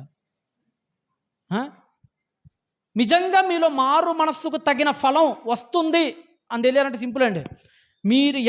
మీరంటే గిట్టరో, ఎవరికి మీరంటే పడదో వాళ్ళ దగ్గరికి వెళ్ళిపోయి వాళ్ళతో పీస్ డీల్, సమాధానం ఏర్పాటు చేసుకోండి. మీకు శత్రువులకి ఉండకూడదు. యాకోబుకి అర్థమైపోయిందండి, ఎందుకురా ఇవన్నీ మనకి? ఎందుకు అన్నతో శత్రుత్వం? ఆడితే ఎందుకు అసలు నాకు శత్రుత్వం? ఆ రోజు ఏదో మోసం చేసి వాడి దగ్గర నుంచి కొన్ని లాక్కున్నాను, అంతే కదా. ఆ రోజే నేను ఆడి కాళ్ళ మీద పడిపోయి అన్న క్షమించని ఉంటే బాగుండేదేమో. 20 ఏళ్ళు దూరంగా వెళ్ళిపోయి బతికాను, కానీ వాడు ఏం మారాడు? వాడు నా మీద ఏం కోపం చల్లారింది? లేదే. పగ పోవాలంటే ఒకటే, వాడి కాళ్ళ మీద పడిపోదాం, తగ్గిపోదాం, తగ్గించుకుందాం అనుకున్నాడండి. ఆ తగ్గింపు చూపించాడు. 2 నిమిషాల్లో శత్రువు ఏమైపోయాడండి? నిప్పు కణకలు కాస్త మంచు గుళికలుగా మారిపోయినాయండి. ఎవరిలో? రగిలే నిప్పు రవ్వలు మంచు తుఫాన్లా మారిపోయింది ఒక్క దెబ్బకి, అలా సాగిల పడినప్పుడు. మీరు కూడా ఎప్పుడైనా ఒకటే గుర్తుపెట్టుకోండి, మీ మీద కోపం కనుక పడితే, మీ ఆయన అయినా సరే, మీకు సంబంధించిన వాళ్ళు ఎవరైనా సరే, మీరు తగ్గిపోండి. ఎలాంటి కోపమైనా సరే ఒక్కసారి తగ్గి చూడు. నువ్వు ఎలాంటి కోపమైనా సరేనండి 2 నిమిషాల్లో ప్రేమ జల్లులు కురిపిస్తుందండి తగ్గింపుతనం. యేసుప్రభు వారి జీవితం తెలుసు. ఆయన చచ్చిపోయేటప్పుడు కూడా ఇద్దరు శత్రువులు మిత్రులను చేసి చచ్చిపోయాడు. ఆయన హెరోదు గాడి కన్నా పిలాతుకి అస్సలు పడేది కాదట. యేసు సిలువ వేసేటప్పుడు వాళ్ళిద్దరు మిత్రులు అయ్యారట. అంటే యేసు జీవితాన్ని కానీ ప్రవక్తల జీవితాలను కానీ చూడండి, వాళ్ళు ఎవరితోనూ పగలుండే కాదండి. వాళ్ళకి పగలుంటే తగ్గించేసుకునేవాళ్ళు వాళ్ళు. చూడండి, ఇంకో గుణం కూడా వచ్చిందండి ఆయనకి. చూడండి ఒకసారి ముగించుకుందాం ఇది. 5 ముద్దు పెట్టుకొని వారిద్దరు కన్నీళ్ళు విడిచారు. 5వ వచనం. ఏశావు కన్నులెత్తి ఆ స్త్రీలను పిల్లలను చూచి, నీకేమి కావాలని అడిగినందుకు అతడు, వీరు నీ సేవకుని దయచేసిన పిల్లలే అనిరి. ఆ నెక్స్ట్ పిల్లల్ని కూడా సాగిలపడమంటారు. ఆ తర్వాత మనకి 8వ వచనం చదవండి. 8. ఏశావు నాకు ఎదురుగా వచ్చిన గుంపంతయు ఎందుకు అని అడుగగా అతడు, నా ప్రభు కటాక్షము నా మీదకు వచ్చుటకే అని చెప్పెను. అప్పుడు ఏశావు, సహోదరుడా, నాకు కావలసినంత ఉన్నది, నీది నీవే ఉంచుకో. ఒకప్పుడు లాక్కోవటం తప్ప ఇవ్వటం తెలియదు అయ్యగారికి. ఒకప్పుడు ఏం చేసేవాడు? ఇన్ని పెట్టి అన్ని లాక్కునేవాడు, ఇన్ని చిక్కుడుకాయలు పెట్టి జ్యేష్ఠత్వం లాగేసుకునేవాడు. కానీ ఇప్పుడు లాక్కోవటం లేదు, ఇక ఇవ్వటం నేర్చుకున్నాడు. అన్నా, నేను సంపాదించి వచ్చిందంతా నీకు ఇచ్చేస్తున్నా పోన్నా అనేసాడండి. అంటే గుణం మారుతుంది చూడండి. ఒకప్పటికి ఇప్పటికి ఎంత తేడా ఉంది. ఒకప్పుడు భయపడేవాడు, ఇప్పుడు భయపడటం ఆపేశాడు. ఒకప్పుడు తగ్గింపు లేదు, పారిపోవటమే ఉండేది. ఇప్పుడు పారిపోవటం ఆగిపోయింది, తగ్గింపుతనం వచ్చింది. ఒకప్పుడు లాక్కునేవాడు, ఇప్పుడు ప్రేమించేవాడు. ఒకప్పుడు రాహేలుని లేయాని ఇద్దరిని అసమతుల్యంగా ప్రేమించేవాడు, కానీ ఇప్పుడు సమానంగా ప్రేమించి ఇంకెంత మారాడో తెలుసా? సొంత కూతుర్ని రేప్ చేస్తారండి తర్వాత అధ్యాయంలో. దీనాని ఏం చేస్తాడు? దీనాని షెకెము రాజు రేప్ చేస్తాడు. వాణ్ణి కూడా క్షమించేస్తాడు చివరికి. వాణ్ణి కూడా క్షమించేస్తాడంటే ఎంత ప్రేమ గుణం నేర్చుకున్నాడు చూడండి. నడక మారింది అతనిది, చూపు మాట కూడా మారింది చూడండి. మాట ఏమన్నాడు? నా ప్రభువా. ఎవరిని? నీ దాసుని అంటున్నాడు అన్న ముందు. ఎంత తగ్గింపుతనం. చివరికి ఫరోకి కూడా దేవుడి గురించి తెలియజేస్తాడండి. అంటే మారు మనస్సు అంటే ఇలా ఉండాలి. ఎలా ఉండాలి? గతానికి ఇప్పటికీ చాలా తేడా ఉండాలి. అప్పుడప్పుడు ఆ పేరంలో యాడ్లు చూడండి, గతంలో నల్ల కర్రీబొమ్మను చూపిస్తాడు. ఇది వాడితే వారం రోజులకి ఏమైపోతాట? తెల్లగా కనబడతారట ఆ పేరంలో ఏదో వాడితే. మార్పు ఉండాలి కదా, మార్పు ఉండాలా లేదా? ఇప్పుడు మనం ఉన్నాం, బాప్తీసం పొందకముందు అదే కర్రీముఖం, ఇప్పుడు అదే కర్రీముఖం. కర్రీముఖం అంటే ఇహలోకంలో కర్రీముఖం గురించి మాట్లాడట్లేదు నేను. రంగు దేవుడిచ్చేది, ఇహలోకపు రంగుల గురించి కాదు, ఆధ్యాత్మిక రంగుల గురించి మాట్లాడుతున్నాను నేను. ఒకప్పుడు ఎంత దరిద్రంగా ఉన్నావు, ఇప్పుడు అంత దరిద్రంగా ఉన్నావు. ఏం మారావు చెప్పు? అప్పుడు సీరియల్, ఇప్పుడు సీరియల్. నీ బతుకులు ఏం మారా? నాకు తెలుసండి, మనలో అనేక మంది మారింది. ఏదైనా మారేమంటే ఒక్క విగ్రహారాధన ఒక్కటేనండి, అది కూడా విగ్రహాలను పూజించడం మానేం. మిగతా అన్నీ కంటిన్యూ అయిపోతున్నాయి మన లైఫ్లో. ఇది కాదు తగిన ఫలం అంటే. అందుకని యేసుక్రీస్తు వారు చాలా కఠినమైన ఒక మాట అన్నాడు. ఆయన చూడండి ఎంత కఠినమైన మాట అన్నాడు. మత్తయి సువార్తకు వస్తారు రండి. మత్తయి సువార్తకు వస్తే మనందరికీ లూకా సువార్త, మత్తయి సువార్త అన్నిట్లో చదువు. సరే మత్తయి 3:7 తీయండి ఒకసారి. మత్తయి 3:7. అతడు పరిసయ్యులలోను సద్దూకయ్యులలోను అనేకులు బాప్తీసం పొందవచ్చుట చూచి, ఏం పొందవచ్చుట చూశారు? బాప్తీసు బాప్తీసం పొందడానికి వస్తున్నారు, కానీ ఇలా బతుకులు బాగాలేదట, పంట అయిపోయి. పొందవచ్చుట చూచి, అదేంటండి? బాప్తీసం పొందడానికి వచ్చినాడు మంచోళ్ళ కాదా? వాళ్ళని ప్రేమించాలా లేదా? కానీ ఇక్కడ ఏమన్నాడు చూసి, సర్ప సంతానమా, రాబో ఉగ్రతను తప్పించుకున్నట్టుకు మీకు బుద్ధి చెప్పిన వాడు ఎవడు? మారు మనస్సుకు తగిన ఫలము ఫలించండి. అంటే మారు మనస్సుకు తగిన ఫలం ఫలించకుండానే బాప్తీసానికి వచ్చేస్తున్నారా? వచ్చేస్తున్నారు. మరి మనం కూడా ఆ బాప్తే. మారు మనసు అంటే క్లియర్గా తేడా ఉండాలి. అంటే నిన్ను చూసి నీ పొరుగుడు చెప్పాలి, వీళ్ళు ఏదో మార్పు వచ్చిందిరా, బాప్తీసం దగ్గర నుంచి ఇటు కంప్లీట్గా ఏదో చేంజ్ అయ్యాడురా, ఒకప్పట్లో ఇటు మాటలు లేవురా అని నీ గురించి నీ పొరుగువాడు సాక్ష్యం చెప్పగలగాలి. అది మారు మనసు అంటే. కానీ ఈరోజు మన గురించి అడిగితే నీ గురించి చెప్తాడు, చెవులు మూసుకునేంత ఘోరమైన మాటలు చెప్తారు ఈరోజు మన గురించి. అలా ఉండకూడదండి మనం. కాబట్టి మారు మనసు అంటే ఎవరిలా ఉండాలి? యాకోబులా. పూర్వాన్నంతటి పాతెట్టేశాడు. 33వ అధ్యాయంలో ఒక ఇస్రాయేల్గా మారాడు. ఎందుకంటే పేరు కూడా మారిపోయింది అతనికి. ఏం పేరు? ఇస్రాయేల్. ఇక యాకోబు కాదు. ఇక ఆయన నీ జీవితంలో కూడా అంతే. ఫస్ట్ హాఫ్ ఎలాగో గడిచిపోయింది, దాన్ని వదిలేసేయండి. మన జీవితంలో ఫస్ట్ హాఫ్లు చాలామంది చాలా డార్క్ షేడ్స్లో ఉన్నాయి. మనవి బతుకులు బాగా మనవి చాలామందికి. మగాళ్ళు అయితే అమ్మాయిలని, అక్రమ సంబంధాలని, మద్యాలని. ఇక్కడ కూడా మద్యం తాగిన వాళ్ళు ఉన్నారు, లేదా ఒకప్పుడు మందు తాగిన వాళ్ళు ఉన్నారు, ఉండొచ్చు. సిగరెట్ తాగిన వాళ్ళు. సరే, గతం అంతా వదిలేసేయండి. ఇక నుంచి అయినా కంప్లీట్ చేంజ్ ఓవర్ మీ లైఫ్లోకి రావాలి. అప్పుడు మీరు మారు మనస్సు పొందిన వాళ్ళతో. లేదంటే గొడ్డలి చెట్ల వేరున పెట్టబడింది, చేట ఆయన చేతిలో ఉంది, పొట్టు నరకానికి వెళ్తుంది, గింజ కొట్టుకెళ్తుంది. మీరు కొట్టుకోలోకి వెళ్తారో అగ్నిలోనికి వెళ్ళిపోతారో మీ చాయిస్. మీకు వదిలేస్తున్నాడు. కళ్ళు మూసుకొని చిన్న ప్రార్థన చేసుకున్నాం. పరిశుద్ధుడా, నమ్మకం కలిగిన మా కన్న తండ్రి, యాకోబు జీవితాన్ని మేము ఆలోచిస్తున్నాను. ఒక కంప్లీట్ చేంజ్ ఓవర్, ఒక కంప్లీట్గా. ఒకప్పుడు అల్లరి చిల్లరిగా తిరిగేవాడు. అమ్మ చెప్పిన మాట నా వినేసి ఏదేదో చేసుకుంటూ వెళ్ళిపోయాడు. కానీ దానివల్ల సమాధానం రాలా ఆయన లైఫ్లో. మీరు చెప్పిన మాటలు ఎప్పుడైతే నాడో సమాధానం వచ్చింది. శత్రువు కూడా మిత్రువు అయిపోయాడు. అన్నని సంపాదించుకోగలిగాడు, సమస్తాన్ని సంపాదించుకోగలిగారు. జీవితంలో మీకోసం చాలా మారాడు. మా జీవితాలు కూడా అలా మారు మనసు పొందులాగును మాకు తగిన ఫలాలను అనుగ్రహించమని యేసుప్రభువారి పేరిట ప్రార్థన అడుగుచున్నాను తండ్రి. ఆమేన్.